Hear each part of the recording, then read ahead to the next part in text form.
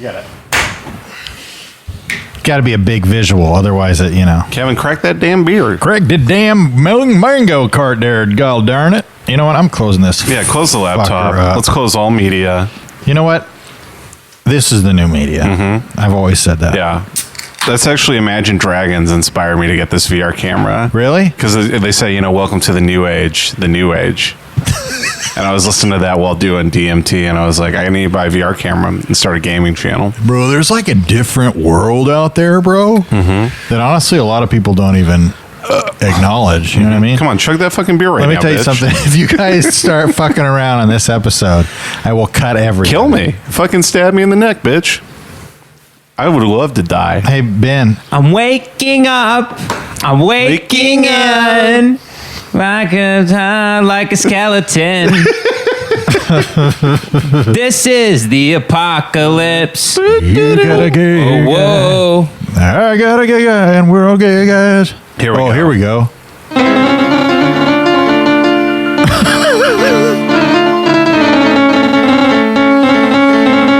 What the hell is this? This really sucks ass.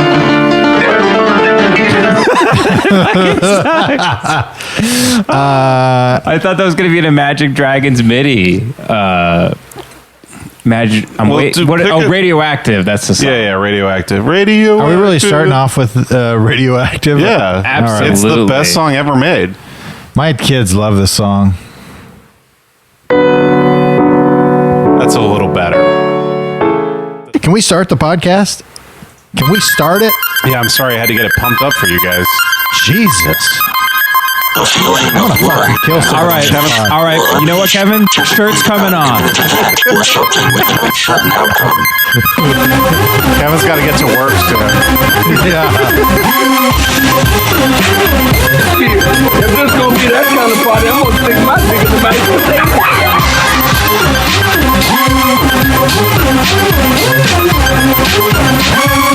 Oh God! They're gonna know I'm dumb. What's up, motherfucker? Welcome to Brain Jail, bitch. You in the bitch? You in Brain Jail, bitch? Welcome, bitch. Welcome to hell. You in hell now, bitch. Welcome to Brain Jail. I'm Kevin. Taking across from me is Jay Swain Avery. Howdy, folks. Not wearing any extra weird outfit today. What are you talking about? I have a mustache on. Oh. I have a 1/8 inch mustache, and that's not weird. Do you feel more racist now that you have a mustache? I actually keep forgetting that I have it on, and then I have a serious conversation at work where I'm like, Dan, they're going to fuck us. And then I walk past a window, and I'm like, oh, yeah, I look like a fat pedophile right now. Yeah. You're like, hey, you got any more of those donuts? I got a hankering. And on the ones and twos, we got Benjamin Al-Qaeda Avery. Hey, I accidentally downloaded the Quran on my PS4 and I'm Muslim now. Hell yeah. So Ben's playing the Quran in Spider-Man. I hear it's got a great co-op. it's not bad. It's the a really- online sucks though. Yeah. You have to at the beginning of the game. You win if you just kill yourself. Yeah. In Red Dead Redemption, you drive your horse into the Twin Towers. Yep. That's right. What is the horse's name? The horse's name is Muhammad? I was trying to think of one name from 9/11. Oh, Horseshoe Akbar. Okay. All right. No. Let's stick. guess. No. Let's stick with this. There's got to be a better one, right? What are terrorists? Wait, how many virgins do you get when you die? 72. Okay, so it's Flight 72. That's the name of the horse? Yeah. Okay. All right. Maybe I feel like we could do better. I you know? can't. I feel like we can, but I can't. I really. But we won't. We won't. We won't. This offends me as a Muslim man living in America. That's you being Muslim. I'm Muslim. I downloaded the Quran on my game console, Right. and I've been playing the Quran. Right. And I won. I beat the game. Did you try to burn And your- now I'm Muslim. when you first got it, did you try to burn your PS4 Wait, what? because it had the Quran on it? That's right. What's your favorite part of the new Quran video game? If I had to guess, Dude, there's this part. Have you got a level 6? no. What's on level It's 6? an underwater level. You have to walk a few yards in front of your wife, and if she gets too close, you have to shoot her. Yeah. and it's brutal. I'm waiting to get to. I heard in level 10 you get to run for Congress. And what's Yeah. great about that is once you get to that level, you get to be secretly a hardcore anti-Semite. Wow. Which is really cool. I'm looking forward to that. Dude, you've seen that video with the lady and the Elaine Jewish Omar. There was a Jewish professor. Elaine Omar. Elon Bill Maher. And there's That's my new character. Folks, they're sending money to Israel, okay? Okay. No, it's a lady. New in a rule, hijab, 9/11 and didn't she's happen. like in the audience, and some guy's like, "Will you denounce the Muslim bombing or whatever place?" And Will you she's like, "No." denounce Have you seen that? Hamas? Hamas. Yeah, there you yeah. go. I thought it was saying hummus. I was like, it's delicious. Can I go back to Elaine Omar real quick again, Ben, while you become more Muslim over there? Yes. All right, so it's Elaine Bill Maher, and he goes, Senator, I'm more of a house terrorist. Ooh, okay. Is I that like good? that. That's Is that really good? I'm submitting a packet to SNL right now. You just elevated the fucking bit, dude. And that means we Dude. get to stop doing it. Dude, that means you did a fucking hat on a hat, and that means the bit is over and we can kill ourselves. Nothing more I love more than like grabbing a surf and killing myself.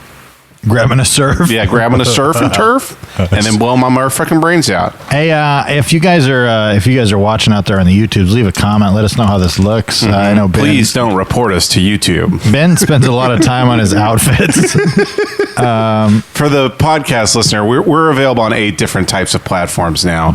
Ben is wearing a goat's head skull on top of his face. He's wearing devil horns with like flowers. Yeah, and around he it. has his sweatpants pulled up to Clint Eastwood titty levels around his nipples. Nobody's gonna tell me to pull my pants down. Not even Bill Cosby. What if Bill Cosby's telling Clint Eastwood to pull his pants Oh up? man, that's like a movable force, unstoppable object or whatever. Clint Eastwood talking to a chair while Bill Cosby tells him everybody to pull his pants up. I already pulled my pants up. I pulled it up, I tell you. I pulled my pants up. Now I'm gonna fly this spaceship to the moon, even though I'm 112. Yeah, then there's too many Jews on the moon. That's why I'm flying up there. There's too many Mongs on the moon. I'm not going to take time to get into home. I'm not interested. Don't get me started on Mars. That place is terrible. If you're not from the planet Earth, I don't want to know you. Guatemalans covered in Mars. Go ahead, make my gay. Did you say make my gay? I did. Yeah, that's a good It's bit for you. Yeah. What is that movie from again? Dirty Larry? Dirty Sanchez. You're thinking of the porn parody. Dirty Larry. Dirty Larry. Yeah. He's like, I know what you're thinking, did I fire 6 loads or did I fire 7? And he's got his dick, he's jerking it off in front of a woman's mouth, and he's like, go ahead, punk. Make me gay. And then the woman moves, and then he blows her head off with a load full of fucking cum. What was Maybe I like did the fire 7, but I'm extra horny today. And you got to ask yourself, punk. Maybe I use promo code BrainJail at BlueChew.com. You got to ask yourself, am I extra horny today? Punk. Dirty Larry? Dirty Larry. Yeah. What was the message of that whole movie? Dirty Harry or Dirty Larry? Dirty Harry. Dirty Harry the message was cops fucking rule. That's the Yeah. whole movie, And right? you shouldn't kneel during the fucking national anthem. It's Goddamn right. fucking propaganda is what it is, right? They're like, look how cool this cop is. I think it was supposed He's, to. If I'm answering seriously, it's like supposed to be a fucking it's like a lot of cops are bad was basically what they're saying. Oh, really? Yeah, because I like the movie now. Yeah, Yeah. It's always nice when you don't have to challenge your own beliefs about anything. Well, I always in a wait movie. for someone to tell me what something means, and then I make my decision based on how I feel about it. right. Which is why I love journalism these Right. days. Yeah. And Oh, yeah. Anytime I watch a movie, I'm like, I can't wait to go to Reddit and see if I like this movie. It is interesting that most people like movies based on whether or not it challenges their belief systems in any way.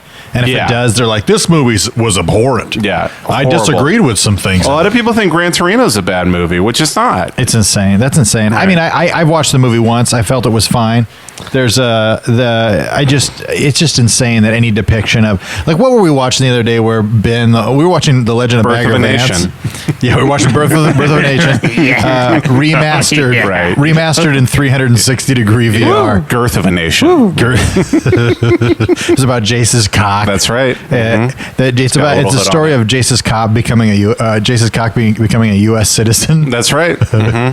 Like an Audie Murphy story, but with my dick. Your dick was actually born south of the border, even though you were born in Texas. My dick's listening to Born in the USA.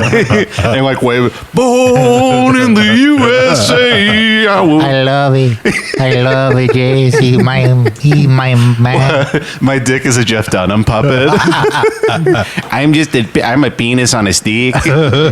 Like pepper on a stick. A penis on a stick. I'm a penis on a stick. I like to fuck women because I'm a penis. No, we were watching The Legend of Bagger Vance, and this is how autistic Ben is. And I think this will endear you to him even more. Go on. Especially if you're a straight white male. That's right. Piece of shit. Yeah, which we tell all straight white males to turn this podcast off. As soon Oh, as they turn it start off. This is bad for you. This is bad for you. You're going to love it, but you shouldn't. That's why you can't listen to it. It's like 'Cause soda it'll make pop. you shoot up a Walmart. It really Listen to will. this podcast. Yeah, so this is consider this the warning at the beginning. Do not listen to this podcast. It's bad. All right. But Ben, every time there would be anybody on the screen, because it was based in the early 1900s, he's going, that guy's probably wants to say the N-word. Dude, these guys, what were you saying? These guys were slinging it. You know these guys were slinging Oh it. yeah. I'm like, you know, they were just letting it fly. Yeah. They're just sitting around in a room with suspenders, just letting it fly. Because it was showing too like normal like 1920s, like, hey, you want to go down to the soda fountain and get a nickel? And then you were like laughing at them wanting to say the N-word. Hey, mister, I'm so excited to be playing golf out here. Boy, I'm as chuffed as a goat on a hill right now. boy, what? Because I love listening to one trumpet through a tin can. That's my idea. And then it cut to like literally like two old pig men dressed up in like Pappy O'Daniel, and that's when you really like you went in like that Donald Duck boner meme. Yeah, you guys had to like pin me to the ground. I was laughing so hard. You had to like tie me up. You had to hog tie me. I had to pepper spray you. I'm like, they're thinking the N-word. They know they want to say it. They're just letting it fly. Right, and I'm shooting Bill with the taser in his face. And I was eating a bunch of chocolate-covered cherries Yeah. while I was... Those are good, those cherries. But like, Jace, you were making me laugh. Like Bagger Vance is driving down the road, like to the tournament, and everybody's running out of the house, like waving at him and stuff. Right. And Well, then Matt like, Damon's character is driving to the tournament. What'd I say? Bagger Vance is Will Smith's character. Oh yeah. Yeah. What'd I say? You said Bagger Vance is driving down the road. Don't worry about it. We got the gist. Keep going. Right. No, I'm not talking about the spiritual. Magical Negro. Wow. Whoa. That's his name. Magic Negro. In the movie, he's listed as His magic. name is Magic Johnson Negro. Is that okay? I think it's okay. Let's make sure and timestamp that so we can put this out What's on saying- a repeating loop. Here's the thing, Kevin. If you bleep it out, it'll seem like he actually said the N-word, which he didn't. I actually put a lot of extra bleeps in just to keep Is the magical- audience on their toes. You know, Is Magical Negro offensive, though? Because it's a term meant to be saying, like, it's a racist character. look. Let me stop you right there. Okay. I don't know what's racist. I think you're fine. I mean, I know that some words are racist. But Magical Negro is literally, it's a term depicting a very lazy literary character in white filmmaking. Yeah, it's bad. It's a criticism of white cinematography. Yeah. I think that's how he was described as the spiritual. Magical Negro. Yeah, How am I the yeah. only one who knows what it is every time? Maybe I am racist. I think you might be. I mean, but who knows? You can't really help it, you know? And if there's anything that I've learned about people is that they're all the same based on their gender, race, and sexual preference. So, I mean, it's not like you had any choice in it. That's right. You know, because you're a piece of shit just based on where you were born. Well, that was one of my favorite Jamar Neighbors jokes. Do you remember this joke, Ben, where he goes, all right, if you're born gay, why can't I be born homophobic? It's a great good. joke. Yeah, that's a great really joke. good- Everybody else has to change while you get to just be what you were born as. You fucking assholes. Of course, I don't believe you should be homophobic. I feel like I'm agreeing with that now. Well, on the I, bit. I mean, yeah, of course. Kevin's saying you should be homophobic, and I'm saying you shouldn't. So that's where we differ I'm saying on that point. Look, I'm saying if you're not just like me, you're not even human. That's what I've been saying this whole time. Look, if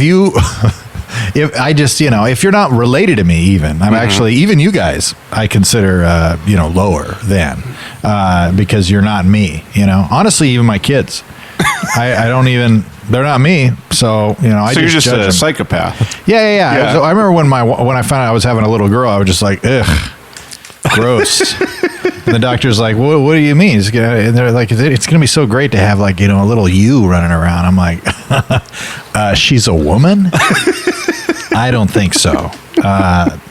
She just, and then the moment she came out, I remember her first words were, Your daughter was your first, right? no, my son was the first, Oh, okay. which was great Why? because he's a man. And then my daughter came out. The first words that she said was, Cancel culture? Hail Hitler. that was her second word. Right. Her first words were credit card. Yeah. And then I would always, my son would call me daddy and she would call me sugar daddy. And I was like, this is weird. Because all women are money grubbing whores. Whores. Yeah. Bibbos, sluts, strawlups, dames, tramps. Hey, can I? What's a strawup? It's like a woman with a big pussy. Is that like a hair lip? Oh, did you see? I saw an article. It's just when your pussy lips are hollow. I think it's like a. Oh, you have to get surgery on it. Yeah. It's like a woman who her pussy fell off and she always is hollering about something. In Vietnam, she lost her pussy. Yeah, it got blown off. It got blown off by Agent Orange. She tried to fuck a landmine and it blew her pussy off. Kevin, I had one mango card. I'm not responsible for my words right now. Yeah, I get it. Hey, Keep drinking that fucking beer, dude. I apologize. Can I just break it down real quick? Yeah, break it down. One time? Can I? Yeah, one time. Can I break it down one time? I'm tired, man. I'm in a weird mood tonight. I'm in a weird ass mood. I feel weird. I You're don't know very angry about the VR camera. I got pissed. Yeah. And I don't like it. But You seem more short tempered since you started smoking weed again. Mm-hmm. I will fight everybody in here. Well, I mean, I'm high all the time anyway, so How much are you smoking weed right now? I Since do your relapse. what? How much is this? That's about A bushel? I take about a bushel every few hours. Give me about a bushel basket. 2 months ago, Kevin's like, "Oh, I only smoke alone, to go to bed." I'm like, "Oh, okay, yeah, it's horseshit." I never said that. You said that. You could use my real words against me because they're just as incriminating. No, you said that. No, I said if it's on the weekends, I got nothing to do. I don't have to interact with any. You're human unemployed. beings. You never have anything to fucking do. Yeah. Hey, I'm employed. I'm a unemployed professional podcaster. All right, I'm a professional. I'm a broadcaster. Right. You know what I mean? I'm a professional entertainer. You're like Ed Morrow. I'm a model. Yeah. I mean, what are you gonna do? I spent plenty of time employed. I'm done with it. I'm done with employment, and I'm done with sobriety. Have you red pilled society? You're above working and having a job. I shouldn't have to work. Fucking assholes making me get a job. Did you hear me gurgle at the end there? Yeah, a little bit of a gurgle. That was your big belly. Kevin, don't fall for it. He's trying to trap you. What? Why? Why are you doing this? Doing what? Why are you trolling me right I'm now? not trolling. I think you have a problem. I'm worried about you. You worried? I very worried. am a little worried about your weed consumption a little bit. I'm worried you're going to backslide. Yeah, you're gonna backslide 100%. I'm worried you're going to backslide into smoking all the time again. Here, And I say that as your friend who cares about you and loves you. no. I say that about someone who fucking hates your guts. I feel like the more you guys talk about it, the more I just want to smoke right now. Do it. Well, don't do that. You'll That's be gonna worse be on bad. the podcast. You've actually gotten worse on the podcast since you started smoking weed.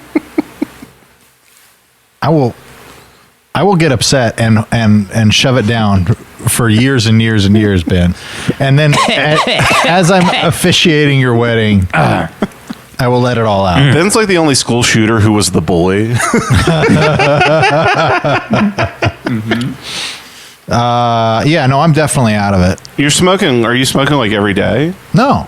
Okay. How many days did you smoke this week? Twice? Did you smoke last night? No.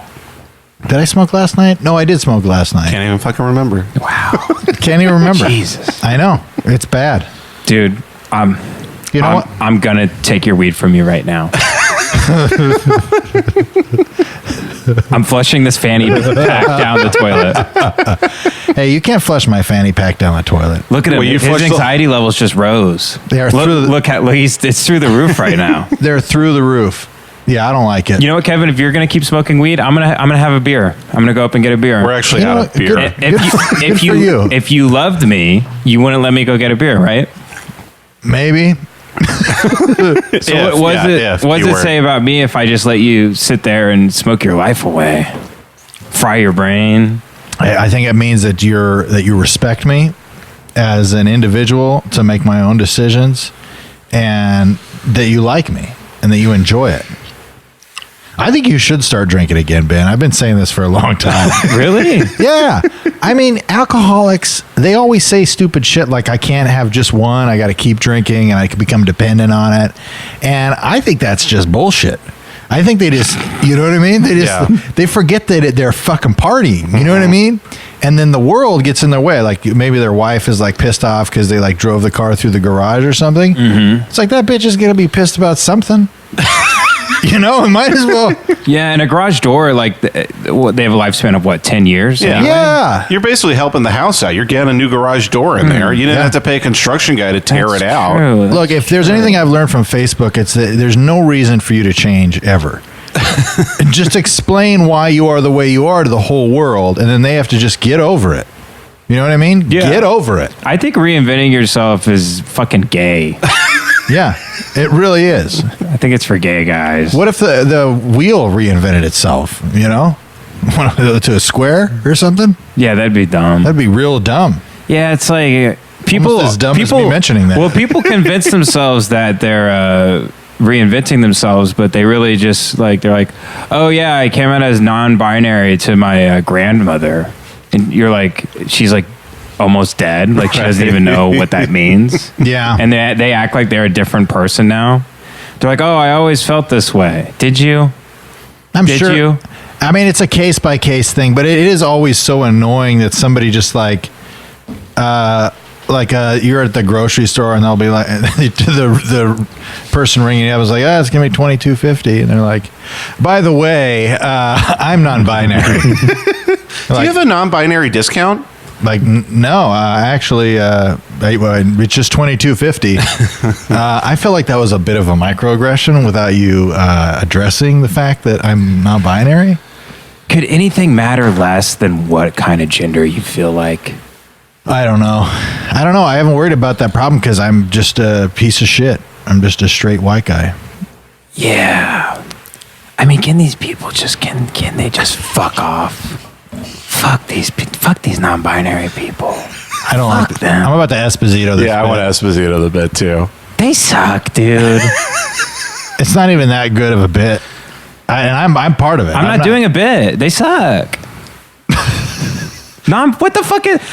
What does it mean to feel like a man? I don't know what the fuck that means. I've never felt like the bounty man, or I've never felt like a lumberjack. I mean, if you really want to cut down to it, and specifically cut down in between your legs, these are people that wake up and look at their dick in the mirror and they just want to vomit. I'm not talking about. Which honestly, I'm not talking about trans people. I can relate to. Yeah, we're I talking understand about trans non-binary people. I'm talking about these people who have a dyed hair thing and say they're non-binary and like grew up in the suburbs and are annoying as fuck. Yeah, I don't know. I don't know. I think you also have an imaginary person in your head, because how many non-binary people do you actually know? There's only 3. A couple, and they all suck. So you're basing your entire viewpoint of the world on 3 people who live in Los Angeles. Well, and then every Twitter account that like screams at people that they're non-binary. Yeah, you're like sorting through the worst. So like you're the guy who goes to the south side of Chicago and is like, you see? That's why Obama can't be president. I would like to hear your defense of non-binary and switch me right now. I'm not trying to defend non-binary. I honestly don't give. So you're attacking them. I don't give. I was questioning You're it. making me. I was presenting it as a topic. You are now relentlessly, you are viciously attacking non-binary. Your people. version of questioning is they suck. Fuck off. No, I'm questioning. This is a debate. Yeah, sounds like- I'm wide open to changing my mind. That's how I start. Listen, That's how I start to change. you're I am debating- trolling, but a lot of them suck. You're debating like Hannah Gatsby on a public forum, and you're like, "Well, my retort is fuck you, you dumb bitch. You suck." Yeah, I don't like it. Yeah. I don't like it. Switch me right now without viciously attacking them like you were doing before.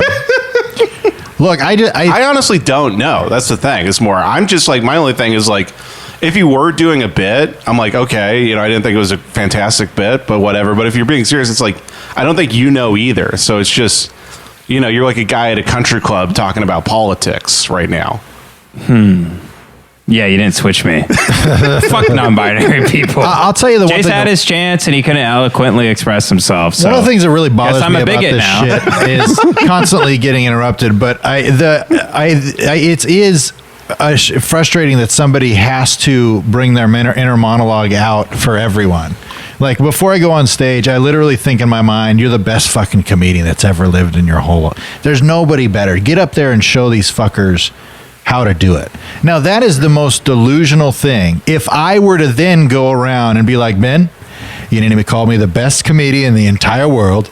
It's like, yeah, it's a thing that I have to feel before I go onto stage or Right. whatever. I just don't understand how people are so fucking weak that if somebody calls them she or he or It is whatever, madam. it's just, yeah, that it's that it throws them off that much that it's just like, oh, how dare you? Like, people have called me ma'am before, you know, Right. just because of my fat ass and I was wearing a thong on the beach, but I didn't get pissed. I got it. Well, I'm okay with calling people what they want to be called. I have no problem with that, but I don't understand how it is so offensive. How people can get just so butthurt over this Yeah. shit. Well, I think also the thing is, and I'm not trying You know to, what I'm saying? Yeah. I'm not trying to play Mr. Centrist here or anything, but I really think, like, if you boil it down, I think, yes, there's a lot of people who are doing it who are fake and annoying and just, like, want the attention, and they freak out at a GameStop, you know, because a guy accidentally called them sir. Right. Or whatever, because they love having that. Or used any pronouns. They love having that, Yeah. like, PC gun. They can just walk around like they're holding up a bank. They Right. love that. But also, I think, I don't, like, know enough about, like, I think the people who, like, are hijacking the train of thought about that are, like, the insane people. Yeah. It's the same as, like, some liberal comic you hate comparing all the every white guy to the, like, the Covington kids are the people in Oh, I hate Charlottesville. generalizations. Right. I hate it. Well, we're going to have to cut this part out because Jace made me look bad.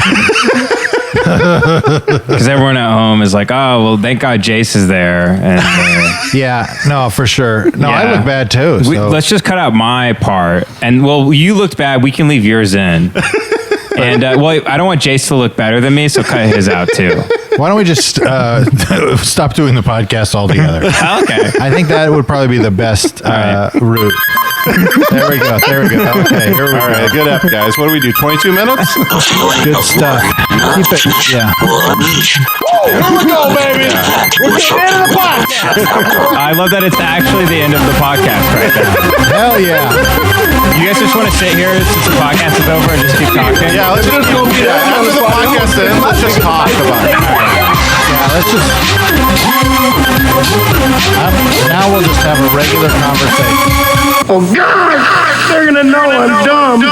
All right, now that the podcast is over and we're not recording anymore, I fucking hate non-binary people. They can suck my fucking dick.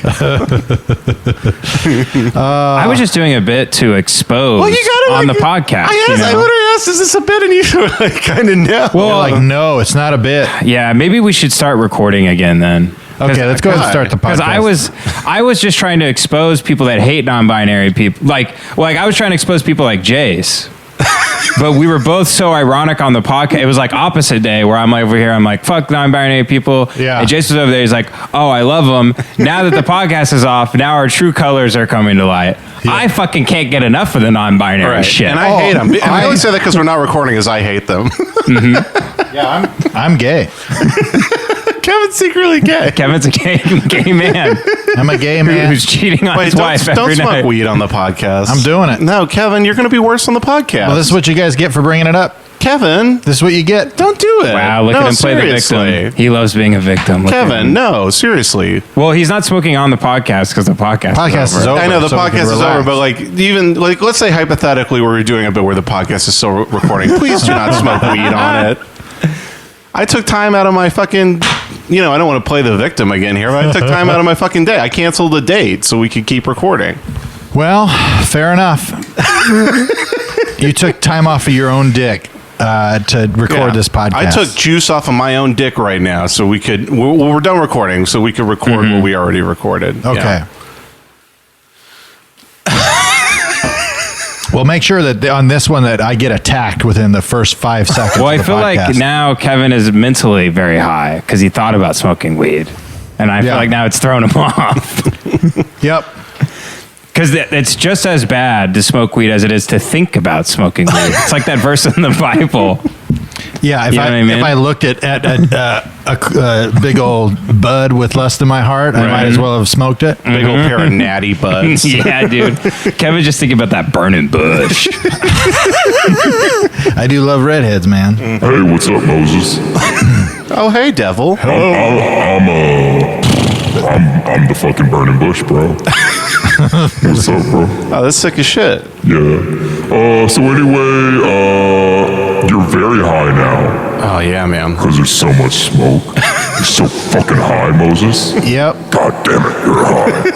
You're so high now. I'm about to tell you something, and you're gonna believe me. Yeah. I'm God. All right, here's what you need to do, Moses. Okay, all right. You need to go out there and you need to tell those people you spoke to God, okay? All right, because you're God, right? Yeah, I'm God. Okay, cool. As long as you're God, I'll do whatever you say. Oh, I'm sorry. I just stood up and I lost my vision. 'Cause I'm so high right Yeah, now. you I lost should- my vision for a little You bit. should take magnesium pills for your blood circulation. Sorry, I'm eating a Hot Pocket. Ham and cheese. Fuck, this is good. Oh, I'm fucking baked. So anyway, yeah, like I was saying, I'm God. I need you to go out there and I need you to start a war for thousands and thousands of years. All right, anyway, God told you to do that. See All you, Moses. right. What? Now I found Halliburton. Yeah. I turn you into Dick Cheney. Dick Cheney saw a burning bush Yeah. in the desert, but it was the devil. Yeah. Honestly, that would make a lot of sense, you know. He brings down the tablets. It just says war on them. Just a picture of an AK-47 Right. chiseled into the rock. The tablet says increase the stockholders' values. The dablets. Right. The tablets are just the tablets. And the 10 crack commandments. Bring it down the tablets. Wait, On you're a Mount Sinai? Mount Imai? Mount I'm high. High. Mount I am high. We could write a Seth Rogen movie. We Yeah. could do it. Hell yeah. Do you guys want to hear about a script I read that was supposed to star Seth Rogen and it was a guy from a rap group? Damn it. RZA. Yes. Yeah. Did you remember the story? Is it High Hitler? No. Okay, is that a movie I just made up, a fake Seth Rogen movie in my head? Yeah, I think that's a dream you have every night. that you just revealed. High Hitler? Yeah. I had to read scripts that came across my quote unquote desk at Funny or Die. And one of the scripts was it was supposed to be a movie starring Seth Rogen and RZA. And the plot of the movie is that they try to start a weed company. This is like 2014. Right. So it was like kind of like, okay, that's cool, I guess, because like weed companies are new. It's not your aunt starting a weed company today. Yeah, exactly. And the idea is that RZA was playing around with his drone. He loved playing with drones. This is when drones was a new thing too. And on accident, RZA they get too fucking baked, and they're going to use the drones to like deliver weed to people, and they accidentally take a big shipment and fly the drone to the Middle East, Jesus Christ. and they drop a shitload of weed across the Middle East on accident, and everyone just starts smoking weed over there, and they get so high that there's peace in the Middle East, and there's like no more war. They cure Israel-Palestine. Yes, with weed. literally that is the movie. And they're like, my boss was like, "So what'd you think of it?" I'm like, "Do not move forward with this in anything. This is the worst fucking idea I've ever read." That in is my the life. most 27-year-old Hollywood writer whose dad like worked in the business screenplay Yeah. of all time. It's like, well, what do I know about? I know about smoking weed and Hollywood, and I know about being Jewish. So I'm going to combine that all into the most boring movie of all time. If Abraham and Isaac just like would fucking just get straight up baked, you know what I mean? It's just like it could solve all their problems. You know what I mean? The Yeah. tree of knowledge of good and evil. I mean, when you really think about it, it was an apple. Like, you know what I mean? They always say apple day keeps the doctor away, dude. You know what I mean? And then but really think about it though, dude, like God put like a hella ganj in the, you know what I mean? In the garden? In the garden, Yeah, dude, dude, is yeah. like fucking ganj. There was hella hallucinogenic mushrooms. I'm pretty sure there was like DMT excreting frogs up in there. Well, you know the cherub that was guarding guarding the garden with the flaming sword. That was just a bong that he was lighting up. That was and just waving around. It was just a guy doing like those fire glow things. stick. He was doing glow stick dancing. Hey, can we get back in the garden? He just keeps dancing. We'll talk to him. You got any more chicks? No chicks, no garden, buddy. The Lord banned them from the garden because they didn't have any chicks with them. They would never get in the VIP section of Eden. They would never get bottle service with the snake. Dude, there was this kid actually at our Christian university, Jace, I talked to once, and he was one of these guys that was like, I'm a libertarian. Like one of those guys, you know? Sure. Yeah. He's in college. Yeah. So he's like, he's always he a talking comedian? about, yeah, it was Doug Stanhope. Here's all my beliefs. Agree with them or I hate you. Yeah, literally that type of guy. And he's one of those, he's one of those guys, he's too much of a pussy to leave the church. So he like makes up a new religion, but he still thinks he's like the one true version of what a Christian should be. Which, if you like read the Bible, you can't do any of the stuff he's doing, like premarital sex, all that stuff. But he has the superiority complex of a very, very conservative Christian, and all the obnoxious personality attributes of a like a rave guy. Yeah. He's it's basically the worst guy. He's Wasp Ben Shapiro, like the exact same thing. How long did you guys date? So he would do that. I was having a conversation with him. He's like, "Yeah, I smoke weed. I smoked weed at the time. I didn't care." Oh, really? Yeah. Huh. So I was like, but he was acting like Interesting. He was acting like it was cool. Kevin, Yeah. Interesting. stop. Just didn't know that. Stop attacking me. I didn't know you were that. I didn't know you were that cool. Kevin, no one attacks anyone on this podcast. Unless it's you and me. No, I'd have never attacked you on this podcast. I might start attacking you if you're going to come at me like that. Oh, you come at me, bro. And you know what I'm going to do? Because now I'm going to you're- use your momentum like water, and I'm going to use it to actually hurt you. Yeah, you're gonna build a dam. Dude, come at me, bro. Well, I'm the last fucking airbender. And if you're going to come You're the in last there fucking as a gender water bender, bender, most likely. The last Oh wait, gender the last, bender. the last gender? the last air gender. Yeah, it's like the instead of the Earth Nation, it's like the male nation, the female nation, non-binary nation, dogkin nation. Dogkin is my favorite gender out Have of you- all you've heard that? infinite genders that exist. You've heard Oh, by the somebody way, refer to themselves as. I mean, I saw a retarded person on the internet that everyone was making fun of. So yeah, so there, yeah. I was literally looking up the other day because I was straight up to ask people. I'm like, how many genders are there? Because I was just wondering, like the correct answer, like I'm running for. there's no agreed answer. The TSA president. So the answer, according to Siri, I asked Siri. I go, Siri, how many genders are there? And then my phone just shut off. Dude, you should ask Siri right now just to see what it says. No, I asked it, and it basically pulled up this quote from the DSA, president in chief, Condoleezza Rice, and it said, well, theoretically, because a gender is whatever somebody identifies to be, there can be as many genders as there are people existing. Yeah, I've heard that one too. So there can be up to 6.5 billion. And genders. some people would be offended by that because they'd say there's no gender at all. So you can't not offend someone with whatever you think about that. And at that point, I'm like, all right, but I'm like, okay, I get what you're trying, but fuck off also, because that sucks. Yeah. You suck. It's so fucking annoying. Oh, can I finish my story? Please. Yeah, sorry. So the But guy also come at me, bro. fuck you. Yeah, fuck you. Fuck you, Kevin. You know what? Fuck you 2 times. Fuck you 3 times. Oh, well, let's keep going. 5. You skipped the 5? Yeah. See, you fucked me 4 times and 5 Hey, times. fuck you as many times as there are genders. All right, how about Oh, wow. That's Wow, you offensive. fucked me 0 times. that? All right, tell your story. So he goes, So there I was, he's like, yeah. fist deep in this man.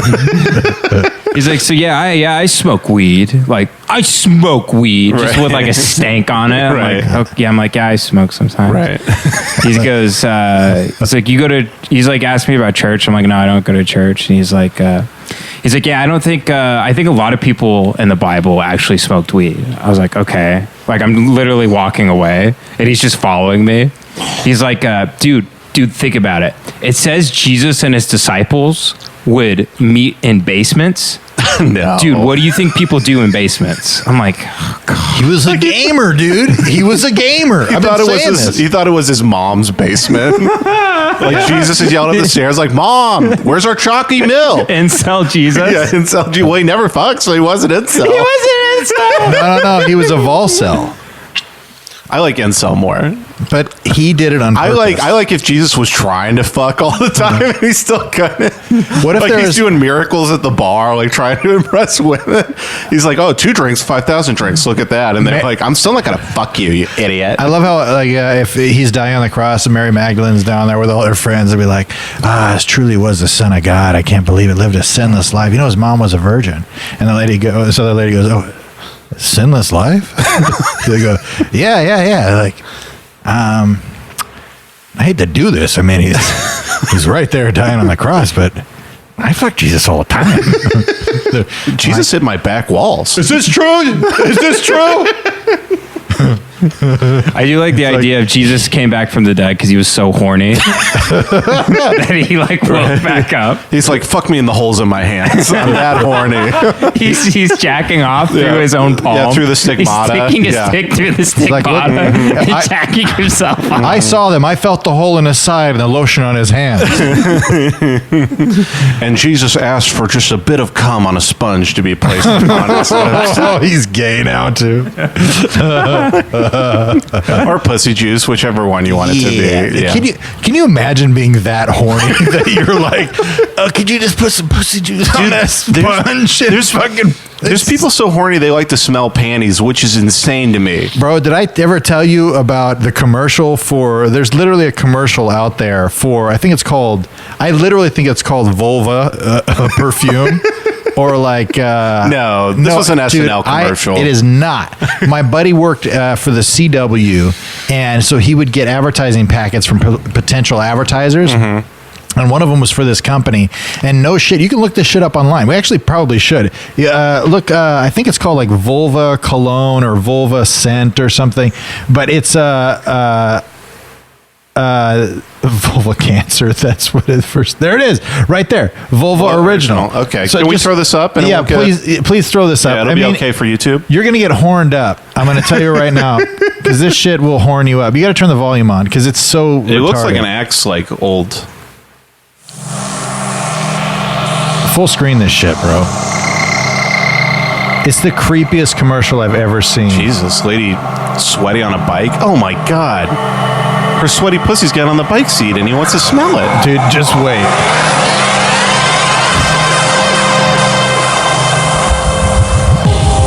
This is the creepiest commercial I've ever For the seen. trainer, it's for the listener, it's a trainer watching a hot woman work out and he's like, she's sweating into her bike seat. Like you see her fucking taint like rubbing into the tip of her bike seat. This was they sent this to the CW to be like, can you guys promote our brand? So she's getting off the bike seat, Watch this. walking away from the bike seat. And now he's smelling it! He's smelling the bike seat! No! He's smelling the fucking bike seat!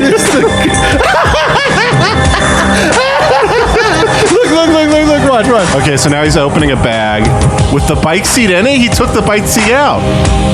And he's smelling it again! Just on the street. He's just he laughs to himself. You think he sawed the bike seat off with a chainsaw? Vulva Vulva. original. Jesus Christ. Vaginal scent, the intimate scent of a beautiful woman.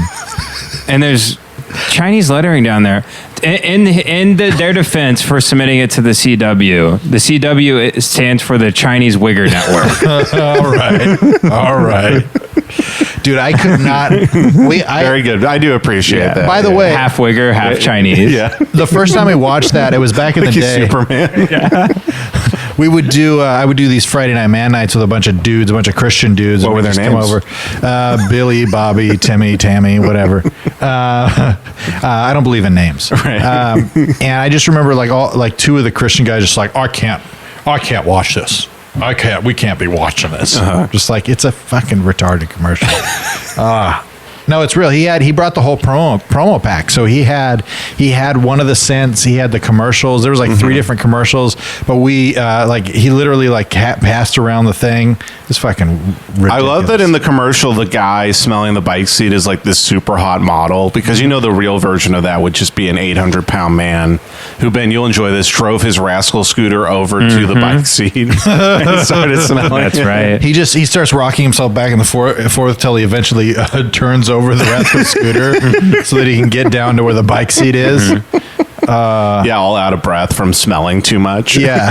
He rubs the microphone from his gamer headset on the bike seat and then puts his gamer headset on, and he's just sniffing it as he's playing. Like he's Bill Clinton with a cigar. Yeah. You saw that video, Kevin, of that guy. It was at a gaming conference, and there's like some hot woman there, like basically running the conference. They're all sitting down watching a speech. And so the speech ends like for the introduction of the gaming conference. Yeah. She gets up from her seat, just like at a Hotel Marriott, like just meeting area. Yeah. Conference room. With like 1,000 people there. He doesn't realize there's a live webcam on him. Jesus So Christ. she gets up from her seat and like just walks to like take their 15-minute break before they go to their next activity. He gets down on one knee, pretends he's tying his shoe, and just buries his fucking head in the seat, like sniffing it, like rubbing his fucking nose in it. Jesus. And the chat just blows up. People go crazy. That's like a dog who finds another dog's shit and just rolls in it. That's real? Yes, that's a real video. And you're just like, this kid, if he doesn't shoot up a school after this goes viral, you know, what a pussy. Could you get like superpowers from being that horny? Like, I can't even imagine being that, like he's the Flash because he's running to smell pussy that quickly. Yeah, and he's on stage at a conference and he's just slamming his nostrils into the seat of some random woman. Right. I just don't get it. Yeah. I don't get it. Now, I don't get that following at all. her into the bathroom with like a shoe cam. Now that I get. That I can get behind. But this smelling stuff. You're like John Candy in a Splash where he has a little mirror on the top of his shoe. Oh God, I didn't see that. That's like the very first scene of Splash is John Candy, who's like the fun, lovable character. He's like walking up to women on the subway, and he's got a little mirror on the bottom of his shoe, and he's just like looking at their pussies up their dress. Jesus. And that's how bad fucking the 80s were, that people were like, this crazy cat. He's a good guy though. He really is a good guy. You know, he makes a lot of hidden camera pornography, but honestly, a sweet kid. Yeah, sweet kid. Sweet kid. Sweet kid. He loves eating. I would love like a James Bond, like, you know, when Q gives him all the equipment in the James Bond movies. Yeah. But it's all these like different things, like take pictures of women's pussies and see women's pussies like under the skirt. It looks like an ordinary tampon, but it's actually a sponge that you can later take out. These are X-ray goggles. They will go through any cotton briefs or underpants for a woman. It looks like an ordinary pen, but tap it twice and it becomes a pocket pussy. He's got a cyanide pill in his tooth in case he gets too horny. It's just Viagra. It's just Viagra. Yeah, Viagra. He has a false tooth filled with Viagra. Yeah, although I think that is a very funny Brendan Crick joke. Brendan Is it Crick really? tweet. Yeah. So just wanted to shout out Brendan Crick. What's the again. Brendan Crick tweet? He goes having a cyanide tooth, but for Blue Chew for when I get too horny on dates. Nice. And just bite into it real quick. That's good. My wife won't let me use any type of male enhancement. Performance enhancing drug. Yeah, she says it's already too good. That's what she told me. I go, well, it'd be cool, you know, if I could just like, you know, I could just like, you know, be The Rock all night, you know. Back when I was dating my ex, my roommate I was living with at the time, he went down to Mexico and he bought a bunch of Viagra, and I had never tried it before. He's like, you want to like try it out? And I was like, isn't that dangerous? He's like, no, just take like half of it. You'll be like totally fine. And I was like, okay, my girlfriend was coming over. Like, we hadn't seen each other in a couple days. So I'm like, we're going to have sex. And then so I pop half of it. My dick just gets ramrod straight. Yeah. Like within 30 minutes. And I'm losing blood pressure. So my field of vision Get the fuck out is of here. narrowing. I'm getting like a black spot in the middle of my field of vision. Because if you're not supposed to take it, it's like very dangerous for you. And I'm like, I need to get rid of this boner. So she comes over and immediately is just like, I have a really bad migraine. I'm sorry, I can't tonight. At that point, I just had to be like, hey, I'm going to level with you. I took half of Viagra and I'm about to die right now. So can you just give me the world's saddest hand job so I can get this over with? Did it work? No, I stayed hard for like a couple more hours. That's what I hear. It was brutal. So she has like a cold steak on her head while she's jacking you off. like a bag of peas. Yeah. She's like jerking me off while she's throwing up on the toilet. Yeah. It's a migraine. I get lupus attacks when I have them. If I gotta jack you off, I guess. Would you fuck your wife if she was like on her deathbed and she was dying? If she wanted me to. What if she was like all gross and like Holocausty? Like she was all like bones. Yeah, and, boned up. Yeah. I mean, I love her. You know what I mean? Like she has that bad hospital breath. Her Yeah. hair looks like shit. She Bring has it no on. makeup on. Her I'll- tits are small now. That actually changes a lot.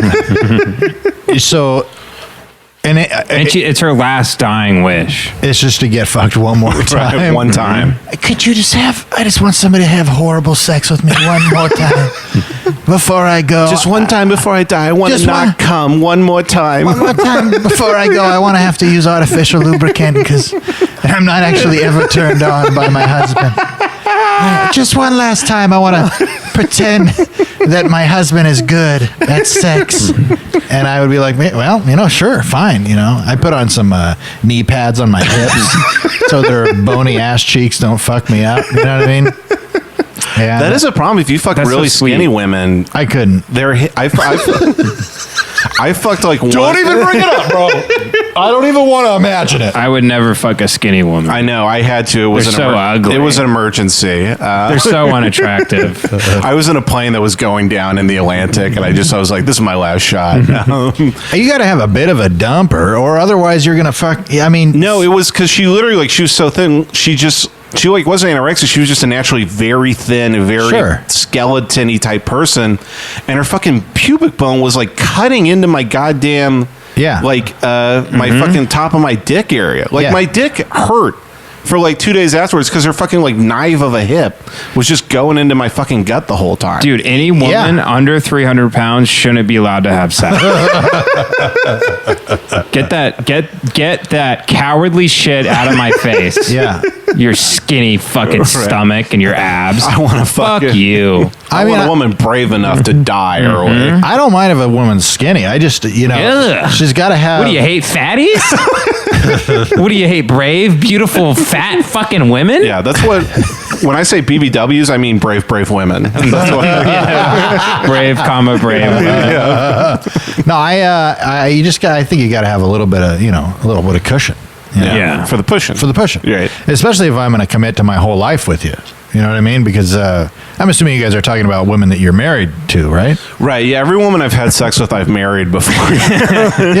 Yeah. I mean, it's got to be expensive. Me and Katie haven't had sex yet. I'm so proud of you for that. Yeah. We're waiting until one of us dies first. As every Christian man should. That's right. Like that article. You remember that article we found that one time where it was a Christian Yes. couple.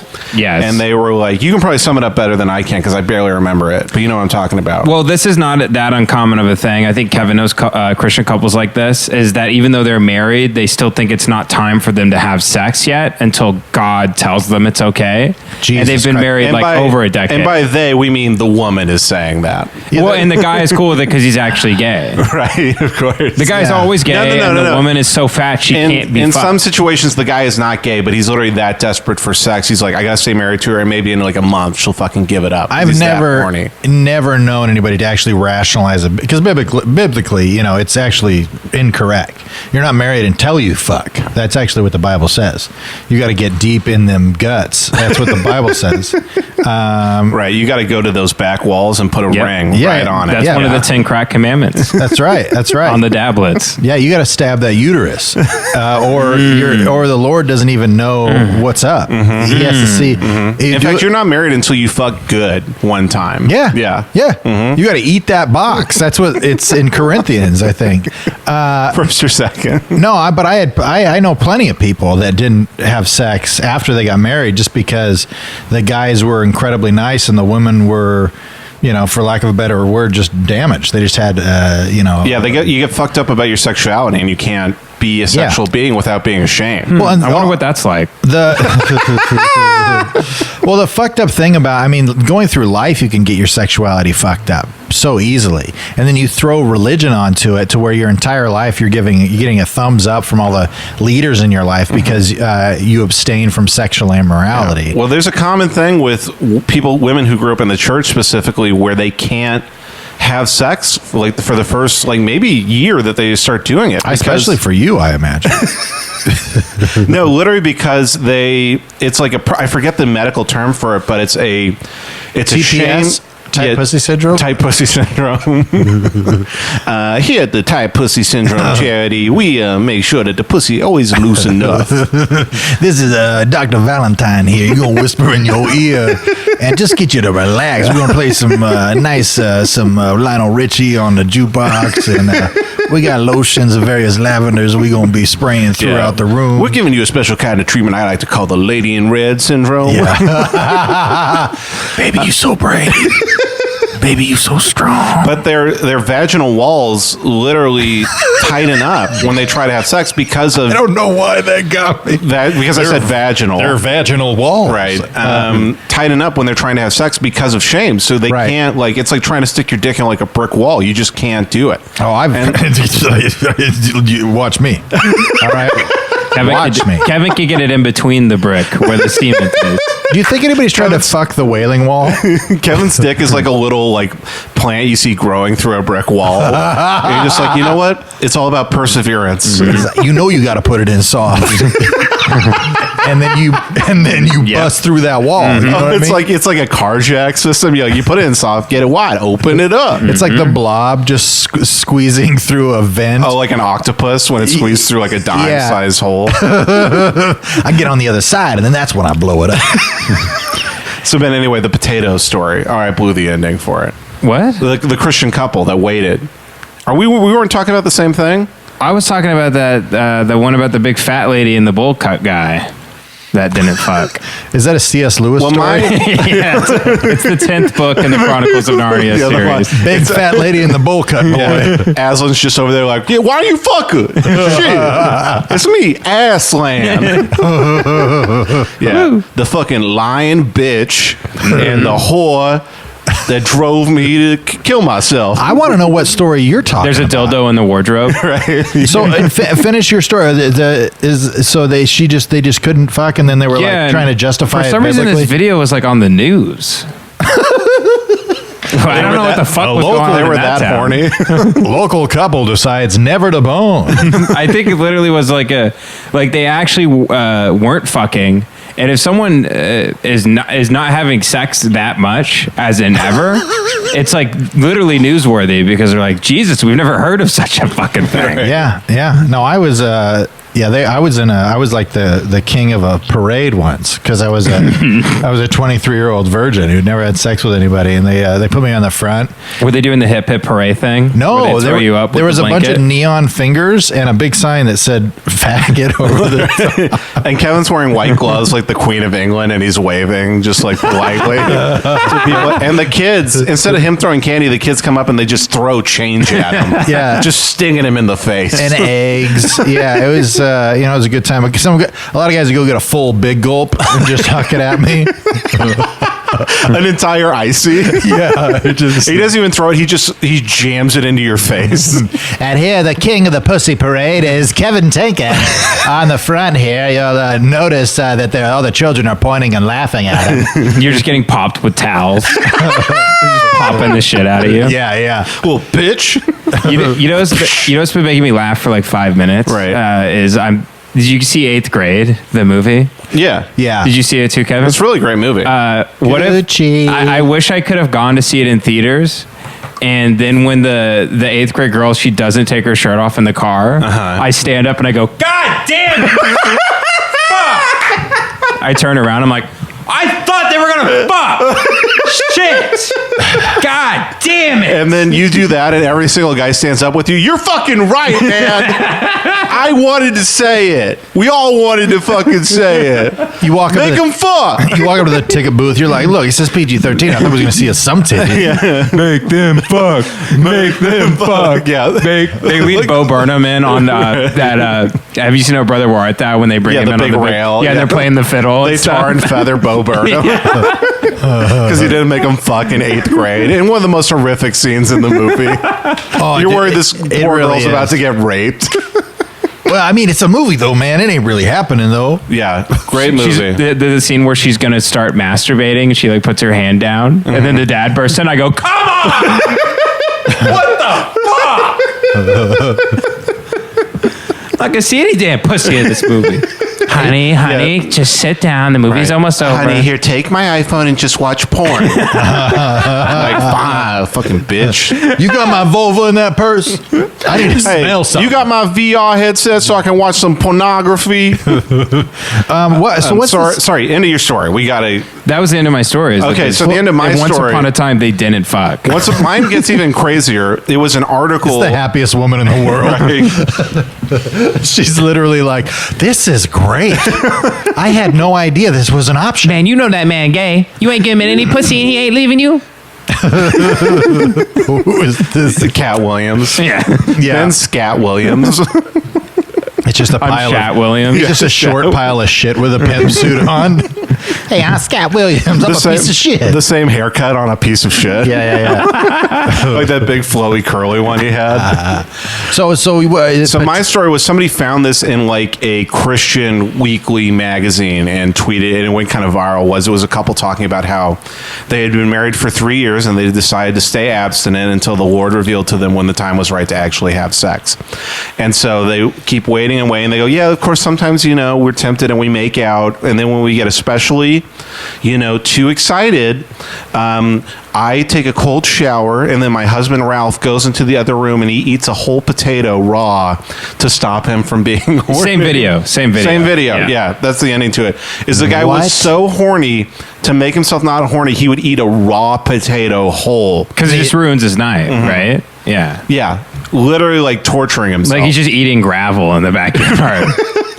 like grinding it up with He's his just teeth. eating a shotgun bullet. Yeah. Like, just like pellets and shit. that's so fucked up, Yeah, man. that's very fucked up. That's so distorted too. Like what church is preaching that? I don't know. It's just people go crazy, man. They want to be the best and the brightest, Yeah, People I want to get be it. the Marines of Christianity. they really do. Yeah. I never have said a swear in my whole life. Right. They're like, by the air, by the land, by the sea, I will never have sex. Ben's just feeling his nipples over there. Well, I'm shirtless.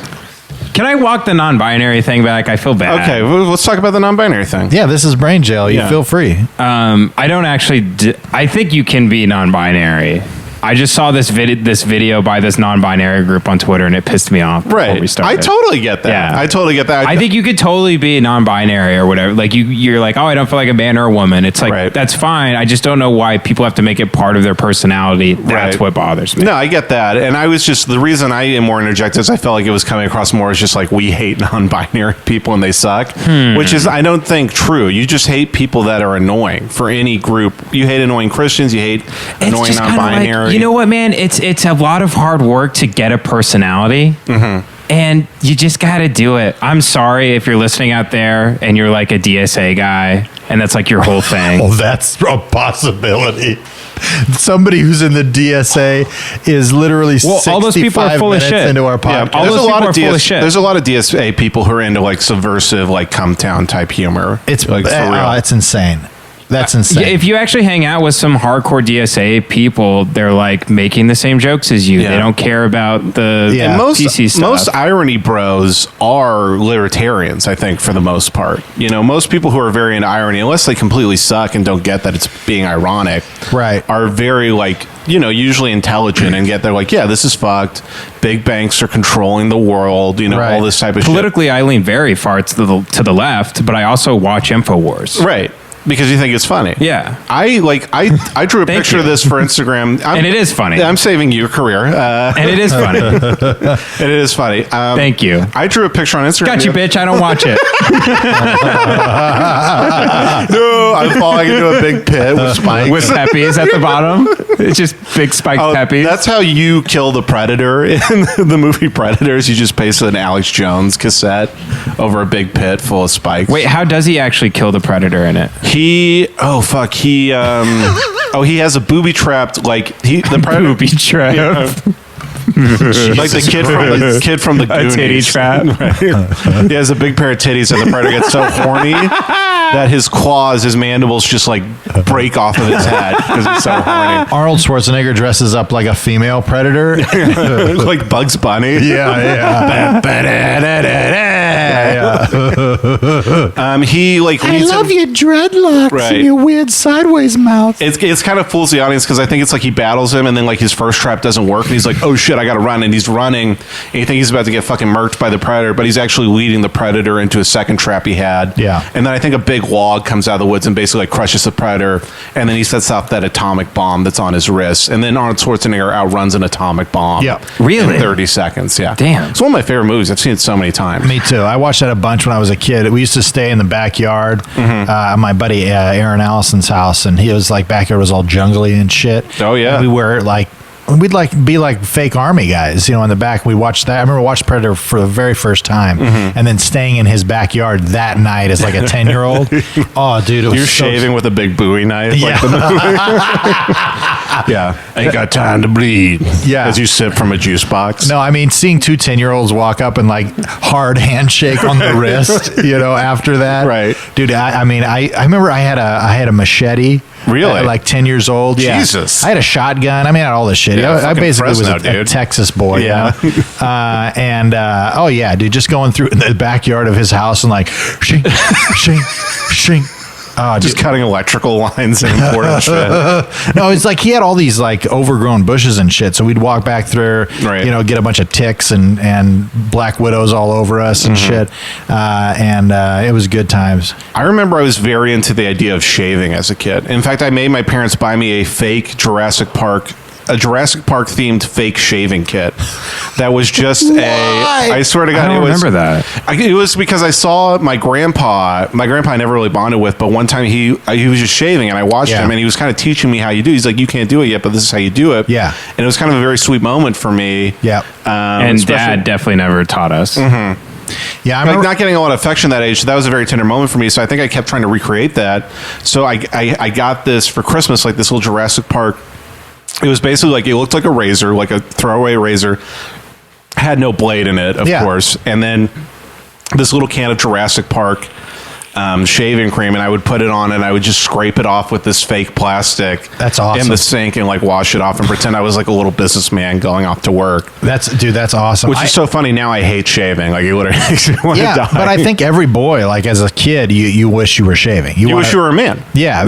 It was so weird that Jurassic Park would put their name behind a pretend shaving. Dude, that was kit. the mid '90s. They would slap any fucking crap with like absolutely. a popular, movie, and Yeah. kids would fucking buy it. Get your own G.I. Joe pap smear kit.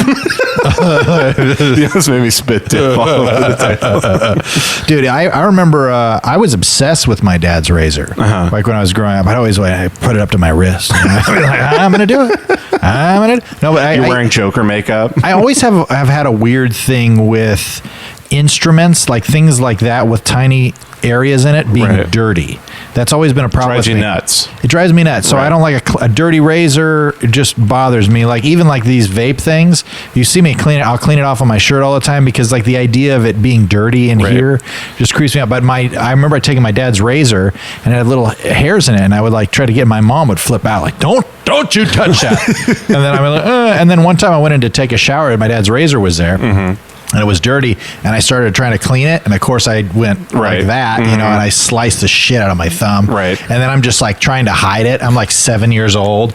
I'm trying to hide that I have this huge cut. I'm like bleeding through an old T-shirt, and my mom's like, "What'd you do?" And I'm like, "I don't know." I don't know. I got hit by a baseball. Yeah, the dog. The dog did. Dad hit me. Yeah. I used to blame shit on the dog all the time. Yeah, of course, you got to do it. All right, who fucked your sister, Kevin? The dog did The it. dog. It was the dog. The dog Yeah, fucked the her. dog ate my ass. Duchess is so horny. I'm gonna get a water real quick. hey, Mom? If you guys want to fight on the podcast Hey, while I'm gone. Hey, I'm still doing a bit. Then we'll Okay. fight. Hey, Mom. Yeah? Mom, the dog has been jacking off into all my socks and throwing them behind the bed. I don't know why. I don't know why, Mom. What are you getting? Water. Oh, I have water. I want something sweet. Can you grab me a cream soda Zevia? Yeah, grab me one too. Oh, they're not cold though, right? No. God damn it. Still want it? Yeah. I wish it was cold though. Hey, Ben, I've been really thinking about this. I'm going to start smoking crack. So how about that? I think I really am going to start smoking weed all day, every day again. Really? It's so cool. It's Yeah. so dope, dude. I just like when I'm driving, and I'm high out of my fucking mind, and just the constant weight of the potential life throwing away of getting a DUI because I like to get lit. You know what I mean? And I'm a bad boy. You know what I mean? Yeah, I know. I've seen your jacket. Right? Nobody wears a leather members only jacket. Yeah. That's not a badass. Yeah. And I think once we get just some more sponsorships, maybe if you're a weed company out there, hit me up. I'm ready to throw my fucking life away. I just want to get baked. You know what I mean? dude. Because what would be great too is like, because I'm going to be 40 here in a couple of years, then 50, 60, 70, it's all going to come. And, Yeah, it's over for you. it's over. I mean, it's over. I'm never going to accomplish anything. Yeah. I'm never going to do shit with my life because Just I'm gonna get dumber. just and gonna get stupider, fatter. But and when uglier. I'm older, what I can do is, Ben, like I'll be full retarded, full on, just mentally handicapped as possible, and then I'll start going to church again. And then I'll be like, the devil's lettuce, it really caught me. And then I'll have an excuse. Yeah. But I'll have a great testimony about how I once was a brilliant comedian. And then but it won't even have to be true. It'll just be lore at that point. I could have made it. I could have gone all the way. But I smoked my brains out. Yeah. So that's my plan. Are you guys talking about a victim? Playing the victim? Is that what you're talking No, about? Kevin was ironically saying he wants to smoke a bunch of weed, but I think he was being honest. No, I'm being honest. I just want to be a fucking stoner all the time and just kill myself with that a real weed. bit? Yeah, with weed. I think, I don't know if you were doing a bit or not because I was going to get you guys Zevias, which you didn't thank me for. He was doing a bit Thank about you very wanting to be much. high all the time. Yeah. Right. But it's not a bit. I think it feeds into a real thing I have been thinking about a lot recently, which is playing the victim, which I think is a real thing. Great song. What's the song? It just sounded like you're like, I pull out my acoustic and I play the victim. Oh, it's an instrument. Yeah. It's by Elliott Smith. Right. Yeah. I pull like a big oboe looking thing, and it's just like, my back hurts too much to work. The entire world is in front of me and it won't let me do shit ever. I try so hard, but nobody. It's the Desperado song. Right. Desperado. Why don't you I'm a stop victim. pretending to have depression? I couldn't do anything good because the world is unfair for me. Now, I was just- Suck a gig ass. You were thinking about playing the victim. Sorry. I was just thinking about playing the victim where it's, I've been going to therapy for a year now, and it seems like every time I go, I'm just like, this sucks, and this fucking sucks, blah, blah, blah. Yeah. And things really haven't gotten better in terms of like me fixing. And I think a lot of times things have gotten worse because I've been more acknowledging my depression or whatever. And I think I've gotten to the point where it's like, oh, I think I realize that's a trap you can fall into, especially if you're a person trying to fix yourself. You can fall into that trap of like, well, I have depression, so I can't do anything. Yeah. And then it's like, oh, I have all these goals I want to achieve and like this life I want to live. And that's scary. It's scary to try because Yeah. I could fail. And so 100%. how do I save myself from failing? I go, I have an anxiety disorder. Like I could do all these things if it wasn't for like this world that was against me. The world was built. Right. So I couldn't achieve any of these things. Right. And that's just the thing I've been thinking about recently. I've been really trying to embrace just fucking accountability, you know? Yeah. Like I've been on a diet now for like 3 weeks, which I know that's like, how many times have you heard me fucking say that? But it feels really different this time where it's like, no, it's like, if I want to eat something, I'm like, well, you ran out of calories today. And it's like, well, fucking, that's it, you know? Yeah. You can eat over your calories, but then when you look in the mirror and you fucking hate what you see, Right. that's your fault. Yeah. Well, I think it's I think to put it in a word, it's control. You know, I think the illusion of control or the illusion of lack of control is one of those things that completely handicaps people. You know what I mean? And like, even if, because that's all it is. That's all it is right there. You know what I mean? You're going, oh yeah, but but genetically, I'm blah, blah, blah. It's like, okay, yeah, that may all be true. Is there anything you can do to make your life better? Is there anything you can control at all? I was thinking about an old professor I had in college his name was Dr. Malcolm Coco, really sweet guy, flew planes for the Army for 40 years, went back and got his business degree and taught and just loved teaching students. And I worked for him for a little bit. I was his TA. Never saw him after 2001 for some reason. I'm not sure what happened. Yeah, to he that started guy. investigating 9/11, and then he just killed his whole family and himself in his apartment. And then he also threw his computer and hard drives away right before he did that, and nobody ever saw him again. Shot the dog after he was dead. We're making a joke about Philip Marshall. Philip Marshall, you should go watch the documentary on YouTube. It's nuts. Philip Marshall. It's the guy who was investigating 9/11, which, if you think He's that's writing fake a or third not, book about he was it. looking into whether it was like basically a psyop. Yeah. And then he did, to be fair, died very mysteriously. They're like, yeah, he just, this normally healthy man who everybody thought was pretty okay, killed his whole family one day and himself. And and by the way, nobody was able to find his computers or his hard drives. And people saw vans loading his shit into the vans and then driving them away. Yeah, his family didn't clear out the belongings in the house. Some random van did. Anyway, this professor that you're So this talking about. professor I was talking to, I was thinking back about a lesson he really harped on his first day of classes, because I got to see him teach a couple courses over and over. He'd do the same lessons. And you talk about in business class, you always talk about like the stuff that sounds like bullshit, like the 7 habits of highly effective people and like the purpose-driven life and all this shit where you're Right. like, all right, fuck off, buddy. You're just doing the jerk-off motion Right. in the back of class. And the point that he had was he was talking about the locus of control, if you heard about that. Yeah, internal, external locus of Internal, control. external. So internal locus of control are people who go, no, they're people who have the general belief, they go, I have control over my life, I make my own destiny. And the people who have an external locus of control are like, no, the world really controls who I am. And he said, here's the thing, those people with the external thing are probably more right. They're probably Right. more correct if you're just looking at reality as how it is. There's a lot of things outside your control that you're never going to be able to take control of, and they're going to manipulate how your life is. Where you're born, economic status, Right. pure intelligence, all of that stuff. He goes, but on all the studies they've done on this, he goes, like, think it's bullshit or not, everyone who has had an internal locus of control has always, for the most part, lived a quote-unquote better life. Right. In terms of they have taken care of themselves, or they have gone after things they wanted to, they took chances, they made their life better in a way that they wanted it to, and the people who Right. had an external locus of control did not. Right. Because at a certain point, you just have to buck up and say, yeah, it's on fucking me. Nobody's going to come and save me. Right. Yeah, it's I think that type of mentality is just, it's easier to live with that type of mentality. You know what I mean? The internal. The internal locus of control, because if you're constantly a victim of everything, and you might be, but if you give into that constantly and just put your hands up and just like, yeah, I just can't do shit, it is what it is, that you're going to be fucking miserable. You know what I mean? Yeah. Well, that's the shitty thing about mental health is so much of it like comes down to, it seems like some of the times, like to be mentally healthier, you kind of have to make yourself a little bit dumber. Right. Like there's this theory called, have you heard about, I think I shared this with you, depressive realism theory, where they go, depressed people tend to actually just be, How does it go again?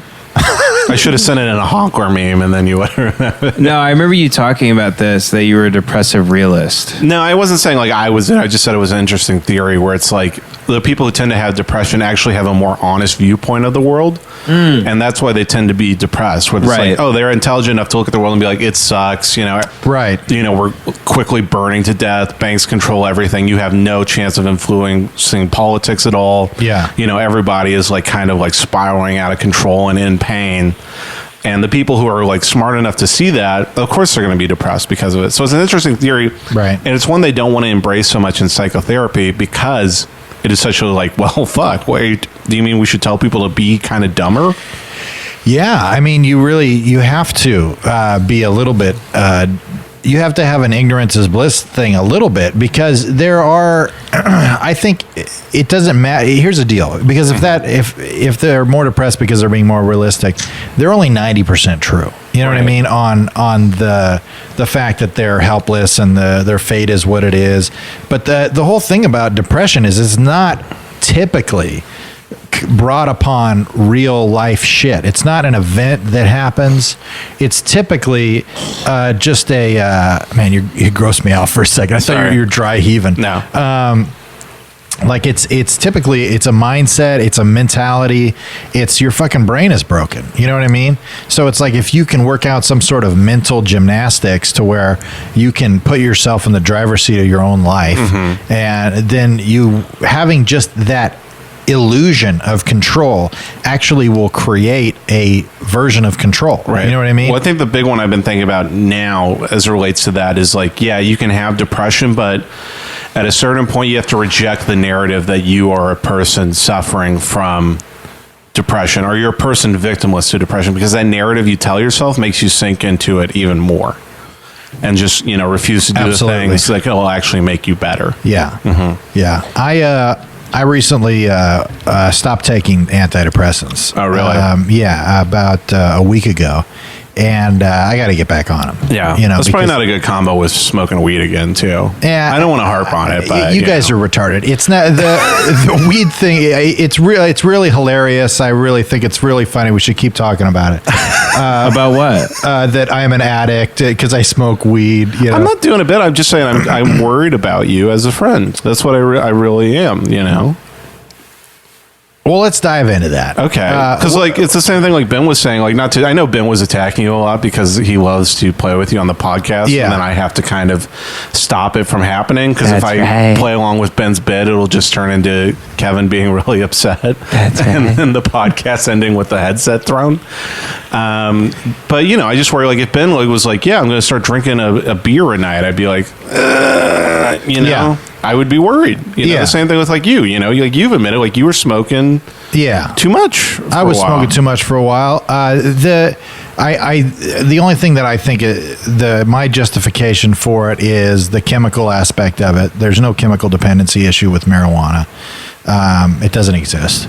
So the addiction is psychological, Right. And I wouldn't mind if I was addicted to weed. I wouldn't even mind if it didn't affect certain things. And the things that it was affecting and was making me frustrated with was when I was in big crowds of people and I had to like perform in Los Angeles or whatever. So even if it was like, yeah, I still smoke weed every day, all day, I just don't smoke weed when I'm in a crowd of people or I've got to go up on stage and perform Right. or whatever. So I've been trying to just fix that shit. You know what I mean? Right. Who fucking knows? Well, when you did remove weed from your life, a lot did improve. Yeah, So but that's why it's so upsetting to see it back in your life. I don't think that much improved though. But even if it's a little bit, then it's worth it. I think you It's coincidental. right? And I, like I said, I don't mean to down talk to you at all. If you want to just stop this conversation, that's totally cool.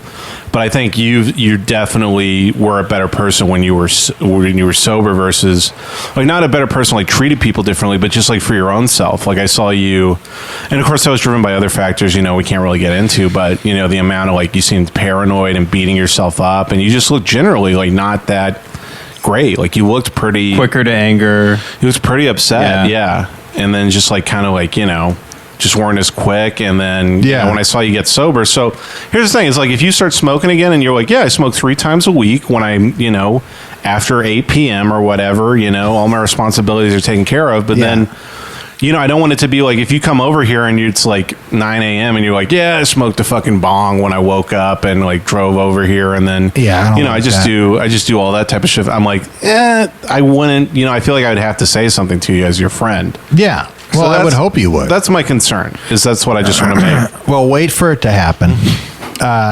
and then say something. I don't think you're going to have to worry about that. I don't smoke weed until 10 a.m. So, I'm not up before 9. Yeah, you're a bongs afternoon, and then I don't smoke dabs until end of work. I'll tell you this, and I told you guys this before. You could accuse me of anything, literally anything. It doesn't have to be related. You could say I was responsible for 9/11.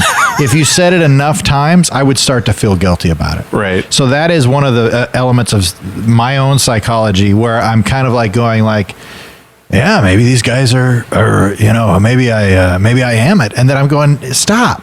Like I have to because I'll just start to feel bad. I'll just start to feel shitty. Right. Even if you're, Ben's doing a bit or whatever. Well, that's Ben's, if I can play the eternal interpreter between you two, that's Ben's way of actually caring about you, is teasing you relentlessly about smoking weed because he's worried that you're going to become, Towley again. I was never Towley. You want to get high? Shit. I don't think it. I mean, I know that there was moments like that. I don't know. I don't feel like it was ever horrible. But yeah, that's not how you sounded when you were getting off of it and were getting sober, though. Yeah, you were very proud of yourself. You wanted people to be proud of you. I was very proud of you. You were talking about how all these things in your life were improving. A lot of things started going your way. You were more alert. You were more present. And you seemed healthier. You seemed a lot happier when you stopped doing it. Well, I also had just finished working at a job that I hated. I just got fired. I had just gotten fired from, Bay Alarm. There's a lot of shit. I mean, there was a lot of good shit that was happening. So now I don't feel like there's any fucking good shit that's happening. But the podcast took off. Yeah, I mean, come on. It sounds a little bit like you're being selective so you can rationalize your use of it. And I will say that me harping on it does not contribute to you feeling guilty about it, because there seems to be a sense of shame with you going back to it, regardless of me commenting on it. I disagree with that. Then why did you hide it from the beginning when you started smoking again? I didn't hide it. Okay. When did I hide it? It seemed like you kind of hid it. Oh, I did. I didn't know what year. I didn't have to tell you everything I'm doing. I didn't think I was going to think about it. Okay. I was just the one time I started was when we were at Todd's place. Yeah.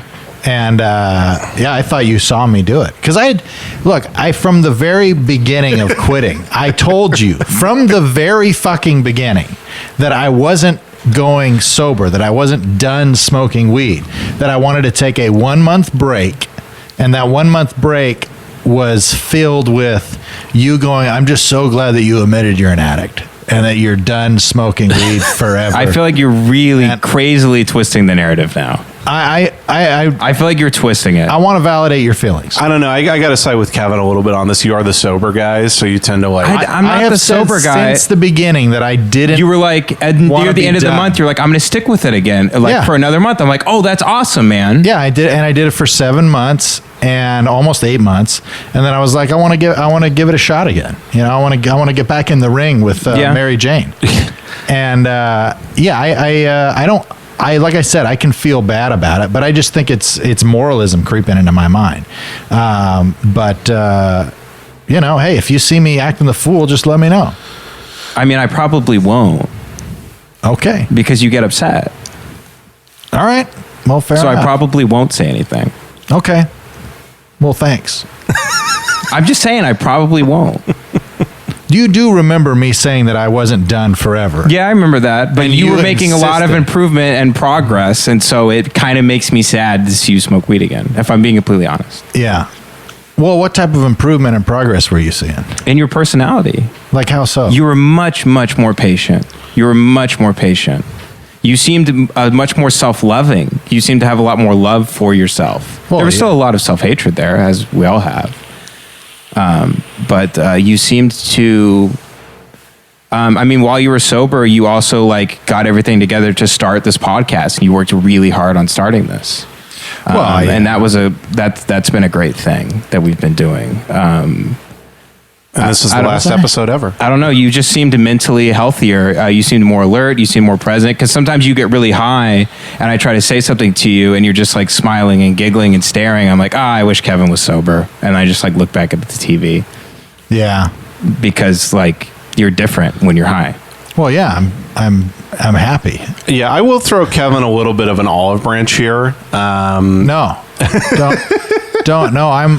No, not to like, because I like a word you feel self-conscious. I was happier when I was really drunk too. Yeah, I think the thing is, perhaps maybe you can return and you'll be fine. I just want you to closely monitor that. Yeah. I think also an issue that Ben can have sometimes is he doesn't want you to have emotions about him confronting you, and that's not necessarily a particularly fair thing sometimes. Yeah. Is that like you're allowed to be upset with that? But I get it from my same standpoint. You know, the amount of times I told you guys like, yeah, I'm going off bread. I'm just quitting bread forever, never going to eat it again. And then you see me walk up the stairs with Del Taco. Right. And then the minute you're like, oh, and I'm like, shut up, shut the fuck up. Because I'm so upset at myself. Yeah, and then I in won't that say anything the moment. next time. Yeah, because I'm so upset at myself in the next one. And then I see you not saying anything the next time. And I'm like, I know he's not saying anything the next time because I'm being emotional about it. But it's like, you know, it just is what it is. Right. You Yeah. know, it's the complexity of It like, feels like being the good guy is being the bad guy. You know? Well, yeah. I mean, if you're identifying yourself as being the good guy, Well, no, if like you're concerned about someone and you want to express that concern, that's what a good person would do. Yeah. And then you always end up feeling like shit. You almost like 90% of the time. That's why people let me, like almost no one told me to stop drinking right? for like a long time. And it's because as soon as I quit, everyone was like, I was really worried about you. I'm like, what the fuck didn't you say anything? Yeah. You didn't say shit to me. They're like, yeah, I thought you were going to die. I'm like, and you didn't say anything? You Right. said nothing? They're like, well, you're doing your own thing. I'm like, well, okay. There fair. is an element of to that because people really don't listen. They, especially, you know, if they're in the middle of the street in Beverly Hills playing catch with their dogs at 4 a.m. Yeah. You know, it's not really. It does really have to be a thing that you have to decide for yourself. You know what I mean? It has to be a decision. And I made think there for was yourself. also like, you know, it never got bad enough where we sat down and like, should we do an intervention on Ben? But I think there were moments where we're like, hey, maybe, you know, you shouldn't be, you're drinking kind of a lot right now, huh? And then you're like, you know, you're just drunk. So you're like, Yeah. you know, whatever, you know, but it's Yeah. like, I mean, if it got to the point where you were like, fucking Katie had like left you and you're like homeless, I hoped at that point I would step in, but I don't know. Right. You know, I mean, maybe you I'm a should come- pussy. I don't know. I will say this. This is the last thing I want to say. The way you rationalized continuing smoking upset me because I said, well, your life improved. And you go, yeah, a little bit. Yeah. That's a scary rationalization to me. That you Well- quit something, your life improved a little bit. You're like, well, it only improved a little bit. Look, so I can keep smoking. I mean, can I just be real? Yeah. Like, I'm fucking annoyed, man. I'm fucking annoyed with life. I'm annoyed with my career. I'm annoyed with all this bullshit. Yeah. And all the sideways. that's why we're doing this podcast. 'cause Comments. We're annoyed with all this shit. Of shit, you know, all this stuff about, you know, I'm gonna start wearing blackface so I can get on JFL, all that shit. That's based in a truth. That's Yeah. based in some real frustration Yeah. inside of me that I'm just like, what the fuck do I have to do out in this town Yeah. to get anybody to look at me at all? You Yeah. know what I mean? I have a great set in front of Adam at the Comedy Store. He goes, yeah, you're just really not what we're looking for right now. We're looking for women. And I, you know, just straight to my fucking face. It's fucked up. Yeah. And just to have that shit go over and over and over and over, it just gets old after a while. You know what I mean? Yeah. Yeah. And I'm sure there's plenty of justified people out there that are part of a downtrodden minority that have had, you know, a lot of bullshit in their life, a lot of discrimination that are going, well, welcome to the club, jackass. You know, it sucks. It fucking sucks. And it's really, really frustrating. So like, you know, last year, you know, I got a commercial agent, you know, now we're talking about how much that commercial agent is fucking bullshit because we're driving to Santa Monica for an hour and a half either Yeah. direction, getting callbacks, not getting the shit. Yeah. So I'm just like, well, what's the fucking point? You know what I mean? I can't get a goddamn theatrical agent out here because for who, God knows why, you know what I mean? I've got a better demo reel than half the people I've ever seen. Most of the people have no demo reel, and all of a sudden they got seen at Dick McGick's coffee house, and their mom's Lauren Michaels' sister or something. It's just like it's all the same bullshit over and over again. So for me to say, yeah, my life got better a little bit. There was some shit that happened, but having ultimately not go anywhere, it's pretty fucking frustrating. You know what I mean? So that's where that's coming from. And I get you, and I definitely feel that frustration. That was a major point of my depression, where it's like, oh, I'm really, really good at stand-up, and it just doesn't matter. The amount of times people see me crush, I'm not going to get booked on a show because there's just so many straight white guys, and they gotta you can't book them all. You know what I mean? And then also I don't fit a criteria of a necessarily woke guy or whatever. And that was very, very frustrating, where it's like, what's the point? And then I think it's like, well, I think we're doing the right thing of moving in a different direction, where it's like you're getting into podcasting. I mean, you guys could have, we talked about, I won't talk about it in the pod because it's not a thing through yet, but you guys could have several opportunities that ultimately end up being really, really good in the future through this. I'm trying to get into drawings. I mean, my ideal dream was just I'd be a fucking big comedian, and I write on shows and just do these big podcasts, and I rise up the ranks because of my talent, and that's just not what it's going to be. So it's like, okay, well then I'll just do my own fucking thing, which is this, and the drawings are part of that and other shit, and it's like, that's what you have to do, unfortunately. That's just what life is. And I think at a certain point I think I threw a 2-year hissy fit over that, where I was like, well, fuck this fucking sucks. And that whole time I didn't do anything. Right. Instead of being okay, reevaluating what is comedy going to be in the future.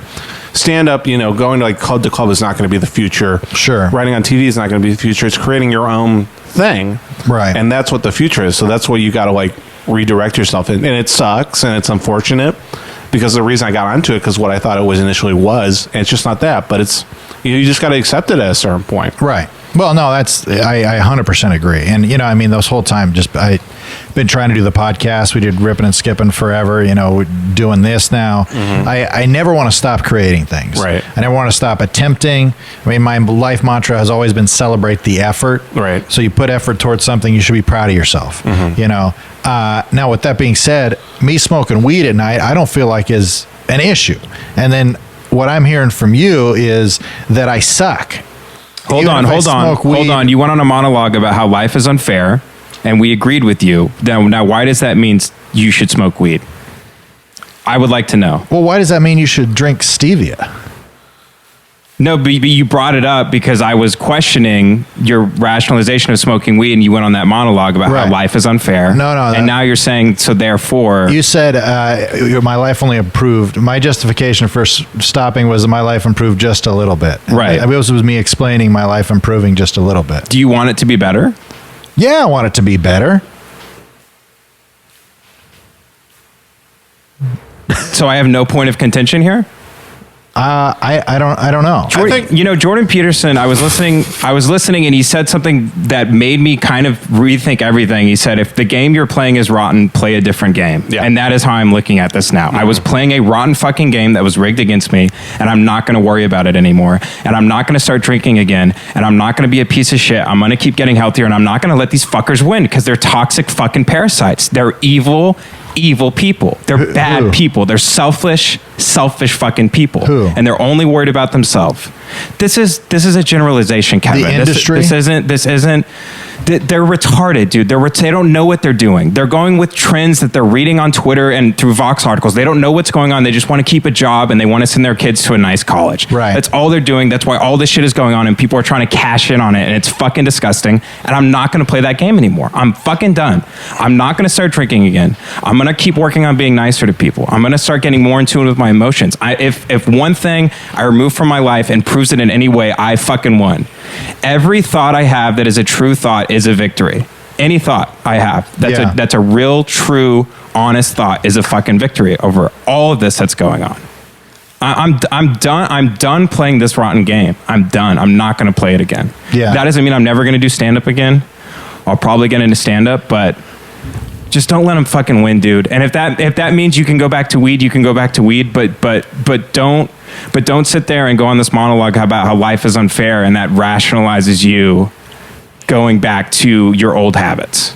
That's all I'm saying. Because with old habits come a lot of other stuff. Yeah. Well, that's fair. I mean, I don't want to go back to the old habit of smoking weed all Right. day, every day. And It's I think- not the intent. I think also a major issue here is more maybe Kevin's right. Maybe he can go back to smoking weed or not. Take that off the table. Yeah, maybe he can. Take that off the table.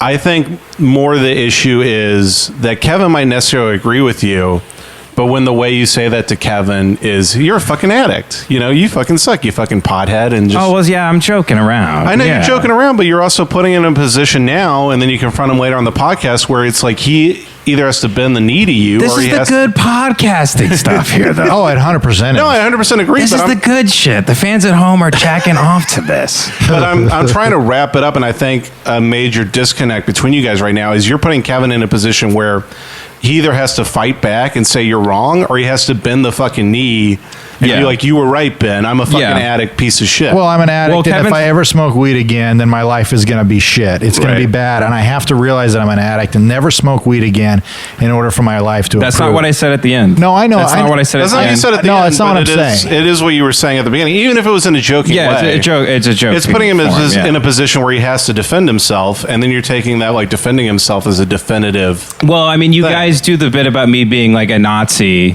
and stuff, and like, I just go with it, and then you play your way out of the bit. That's all you do. You just it's like you throw a ball, you play your way out of it. Well, like I and said, it's just I- harmless. No, I get that it's a game back and forth. but I'm saying I think that's where it is right now, and I get that you can totally do that and throw shit back. Yeah, and I'm too aggressive. I know I'm too aggressive You're and not too too intense. I love you, know. Ben. I'm not. I Fuck you, Kevin. it's the. There's a lot of love in this room. There really is. It's just No, we different. all love each Yeah. other a lot. I asked Yeah. Kevin to do the thing at my wedding. What's it called? fuck your wife. Yeah, I asked Kevin to Prima nocta. fuck my wife at my wedding. Officiate. That's not someone you think low of. I think very, very highly of. I know you do. You've taught me how to do all the things that are changing my life right now. Fuck your wife. Yeah, you taught me how to fuck my wife. No, I know that. I look. I've got to justify my own experience. You know, you might as well be me sitting over there saying the same shit to myself. You know, We're all one. there is a part of me that's like, yeah, you don't need it. Why do it? But then there's another part of me that's just like, I want to. I just need to not be a fucking idiot about it. Yeah, you know, I think I feel like I'm getting better. You know, look, I've been fucking a version of bipolar my whole life, where I just go through ebbs and flows. Remember my 16th birthday? I told my mom I have no friends. I go, I have 0 friends. Everybody that's friends with me, they're just pretending. And then literally the next, like within like 3 hours, she had planned a surprise birthday party, and there was like 45 people at my house. Surprising me and I'm literally 2 hours before like crying, you know, going, I have 0 friends. Nobody likes me. And then people show up in the end of the party, you know, everybody's gone. I just remember going, thank you so much, Mom. You know, I thought, you know, I just, you know, I talk to my buddies, you know, I'm so lucky to have friends like you. But I go through these moments, and sometimes they will be chemical related. Sometimes they'll be weight related, life experience related. Sometimes it'll be fucking weed related. But most of the time it's just me. It just sucks. I'm going to get fucking depressed sometimes. I'm not going to be funny for periods of time. I'm not going to be sharp and witty. You know, it's going to happen. And sometimes it has to do with weed. But I think a lot of times I'm fucking depressed. I want to fucking kill myself half the time. Amen, brother. And Yeah, and I think going back to, sorry, am I cutting you off? no, I think going back to a thing where we you're, do all want to kill ourselves. No, though, we right? 100% Okay, want to just die. making sure we all. We Yeah, let's all make sure. yeah, we ultimately all feel like life is so pointless. It's like why even just why even just keep folding the laundry of what life is? I want you to hold on to what you were going to say, because I want to make a clarification on this too, because I have these feelings, because just like you said, life feels meaningless. You get a shit every day. You wipe your ass again. You got to shit again. You got to eat again. I have to drink another glass of water. Same shit over and over and over and over, and it's fucking boring as fuck. And you put your effort out in the world, and it might not come back. I have a wife who loves me unconditionally. I have 2 beautiful kids. I've had money. Right. I've had everything that I could put on a piece of paper that I could, if you forced any person to say, put down what you think will give you fulfillment in this life. I've had all those things and I still felt like shit. So I think that only points to two potential possibilities. Either one, life is just shitty, even if you got kids and you have everything. Number two is I think this is the more efficient, and this is the internal locus of control, like you were talking about before, is you can find your joy regardless of your circumstances. You can find purpose and meaning, even if it's bullshit. Fucking lie to yourself. Do Right. what you have to do. There is a way to get through it and find joy in it, and it's not about what's happening. Yeah. It's about your state of mind. Yeah, it relates to something I think I saw. I'm stealing this from somebody, I can't remember who, but it's that whole Buddhist, the biggest statute amongst them is life is suffering. That's their big quote. Life is suffering. Yeah. And their whole point in that is not like, hey, life fucking sucks and you should fucking die. They're pointing that, like, if you like translate it from like their ancient text, it's literally like the term is like it's basically wobbly wheel. Like life is a wobbly wheel. Like you're pushing a car with a fucked up, or you're riding a bike with a fucked up wheel on it. Yeah. And when you get into real pain, is when you forget that that's just what life is. You got a fucking wobbly wheeled bike, and then when Right. you're like, why the fuck can I ride this fucking thing? That's when you get in real pain. You're just like, no, oh yeah, I got a fucked up wheel. It's Right. okay. Just try the best you can, and everything will be fine. And there's a certain peace and calmness in being like, yeah, you're gonna feel like this sometimes. That's just okay. Just keep going, and Right. ultimately everything will be just. I don't even want to say fine. Everything will just be. Right. You don't have to spend your life trying to ride straight with a fucked up wheel. Yeah, and if I can be a little bit of a televangelist here, if there's any assignment I can give to anybody that's feeling like this, is to find two fucking retards that you can hang out with. No shit, no bullshit. Find a fucking friend, man. Talk about your bullshit. Stop trying to be cool and say everything sucks Right. all the fucking time. Try at something you're passionate at and fucking fail. And have a Ben Avery over there with his goddamn shirt off and talk to him about it. Have a fucking friend. Be vulnerable in front of people. Yeah. If they shoot you down, fuck them. Move on to another person. There are good people out there that will help you out when you need help. When you need a friend, all you have to do, I remember being in fucking life groups and like Bible studies with all these guys that are just like, I just can't stop jerking off. And all I had to do was share one vulnerability about myself. And I have a room full of men that would want to share their darkest, deepest secrets. You know what I mean? Get a little vulnerable with somebody. Find a fucking friend. Reach out. Yeah. Well, when you put and yourself it out makes there, it easier. When you put yourself out there and you allow yourself to fail, that's where real growth comes from. Like even like this is a really shitty example, but it's something recently. Like these drawings I've been putting out, that really scares me to put those out, especially when they're a vulnerable type of drawing. And I put it out, and if I fail or not, a lot of people have been coming up to me and being like, "Hey, those drawings are pretty intense." And I think some people brought this up to me, some friends, where they kind of brought it up shittily, but I think they were ultimately really right. They're like, I feel like you're getting off from how sad these are and showing them to people. And I was like, yeah, I wasn't even really that offended. I'm fine. I don't care. I was like, yeah, you're kind of right. And that led to this train of thought I am now, where it's like, yeah, you kind of get off on being the fucked up guy. Right. And that's all good and shit. If you do that certainly long enough, people are going to be annoyed by it, one. Yeah. And second off, you're going to make your life a lot worse because Right. you have to live that fucked up narrative to have people feel sorry for you. Right. If the personality you've chosen is I fucking hate myself, try something else. Fake it. Pretend for a month that you have some control, that you like yourself. It will actually help. I do agree with Kevin. Like you should just reach out to someone. But I will say if you suck, don't reach out to anyone because it'll just annoy them. I Because think you just fucking suck. I'm going to go with this though. Let's say you do fucking suck. Yeah. Okay, I'm there. Okay. Let's say you suck And I'm the ass. most annoying person I know. Go on. If you can do one thing, be vulnerable, be open to the idea that you are wrong. Now, of course, this doesn't apply to me when it comes to marijuana, but if you suck ass, but you're open to the idea of being wrong because maybe you've sucked ass, maybe you've been sad for your whole life, 10 years, 6 months, a year, whatever. If it's not working, listen to a fucking friend and go, hey, Do I do anything? Dude, I know we all got one person in our mind. Can you imagine if they were to sit down and be, hey, can you be honest with me? I have just been struggling. I'm not happy. And I just feel like I'm pushing people away. What do you think I can do? I'm not going to get mad. Just tell me. Fucking listen.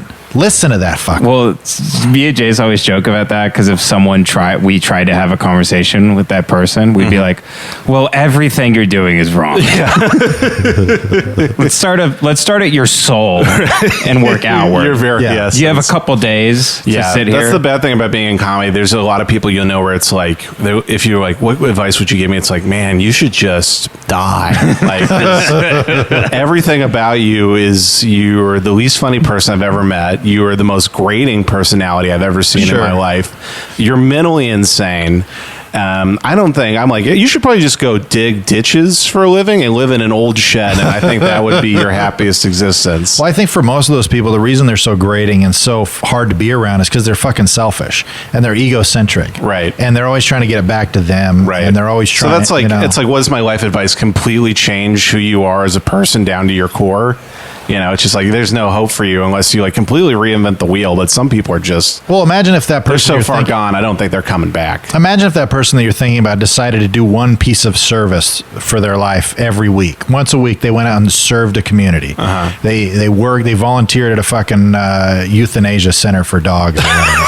Whatever they actually put and they something. bored the dogs to death because that's how bad they are. They stand. There's a cage of dogs and they do their set. Yeah, they do their set, and the dogs they pulls just out a gun and die.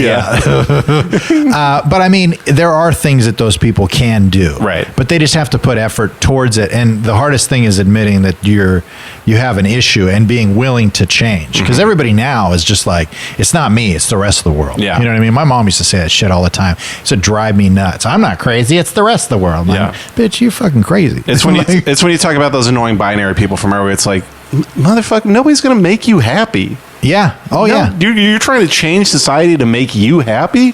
That's the most futile thing you could do in the world. That's like, what it. if I wasn't getting booked like and doing good sets? I'm like, you know what I should do? I should change the entire world to appreciate good comedy from straight white men. That's insane. Yeah. That's an insane task to put on yourself. It really Are you is. Jesus fucking Christ? No? Okay, then accept that this is what life is and move on. Like, Yeah. re-strategize. Marty, we gotta go back in time. Straight white males aren't getting sets. Marty, we've got to get Hillary Clinton to campaign in Minnesota so that people will stop being so fucking annoying on Twitter. What if I told you there was a president so bad that everybody hated anyone that was slightly associated with him? Do you wonder? I have that. I think it's probably not true, but in my head, there's another timeline where Hillary won and everybody's just cool and nobody gives a fuck about any of this fucking bullshit internet stuff. I wonder. Yeah. We're all underwater because she's such an idiot. We're at war with 700 countries, but the economy's doing great. We're underwater buying Hillary Clinton Dude, hot sauce. That was honestly one of the great things about Obama being president was it's like people that I like to hang out with who are, you know, almost all Democrats shut the fuck up about politics. They're like, yeah, we got cool black guy president. He believes in the things I agree in. Why would I talk about politics anymore? Yeah. And that's what I'm like. If Hillary was president, would people just like shut the fuck up about all this shit and like go on to more important stuff in life? Yeah. Yeah, I don't know. I think that's a lot of it. There's so many people focused on things that they can't control, and there's so many things that they can control that they refuse to acknowledge because they're too busy trying to change the whole world. Right. And they're not even trying to change the whole world in an actual concrete way. They're doing it in a way that's so futile and so pointless, like not talking to their dad anymore. Like, if I don't talk to my dad, then Trump won't be the president. It's like, no, you fucking idiot. He's going to be your dad after the president doesn't exist anymore. You know what I mean? Like, fucking work on your present circle instead of trying to change the whole world. Yeah, politics isn't life, guys. Yeah. Get a fucking life. Yeah, start fucking more. Well, I'm really glad that we decided to do a very hilarious podcast this week.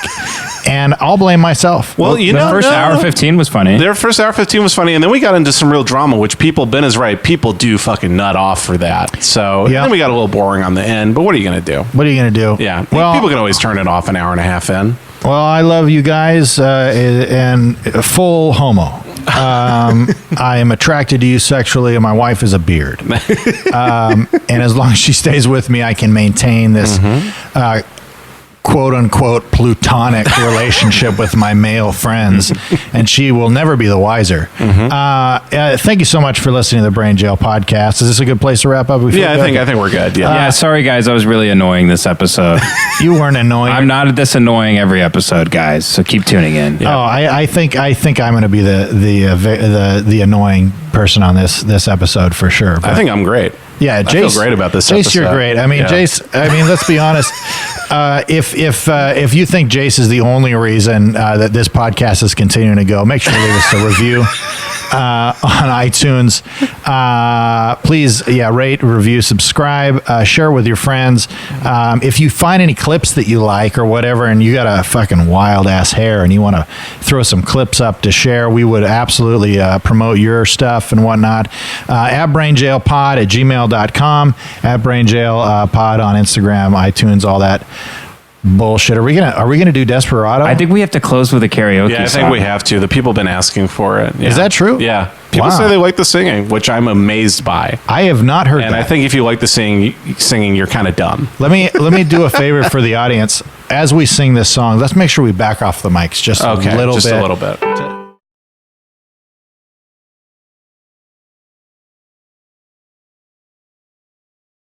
There's a stain on that ending there. See you next week. See you guys. Feeling of worry, nervousness, or unease. Are you hot as Typically about an imminent event or something with an uncertain outcome.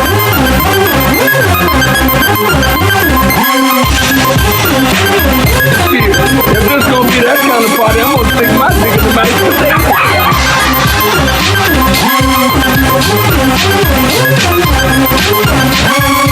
Oh God, they're gonna know I'm dumb.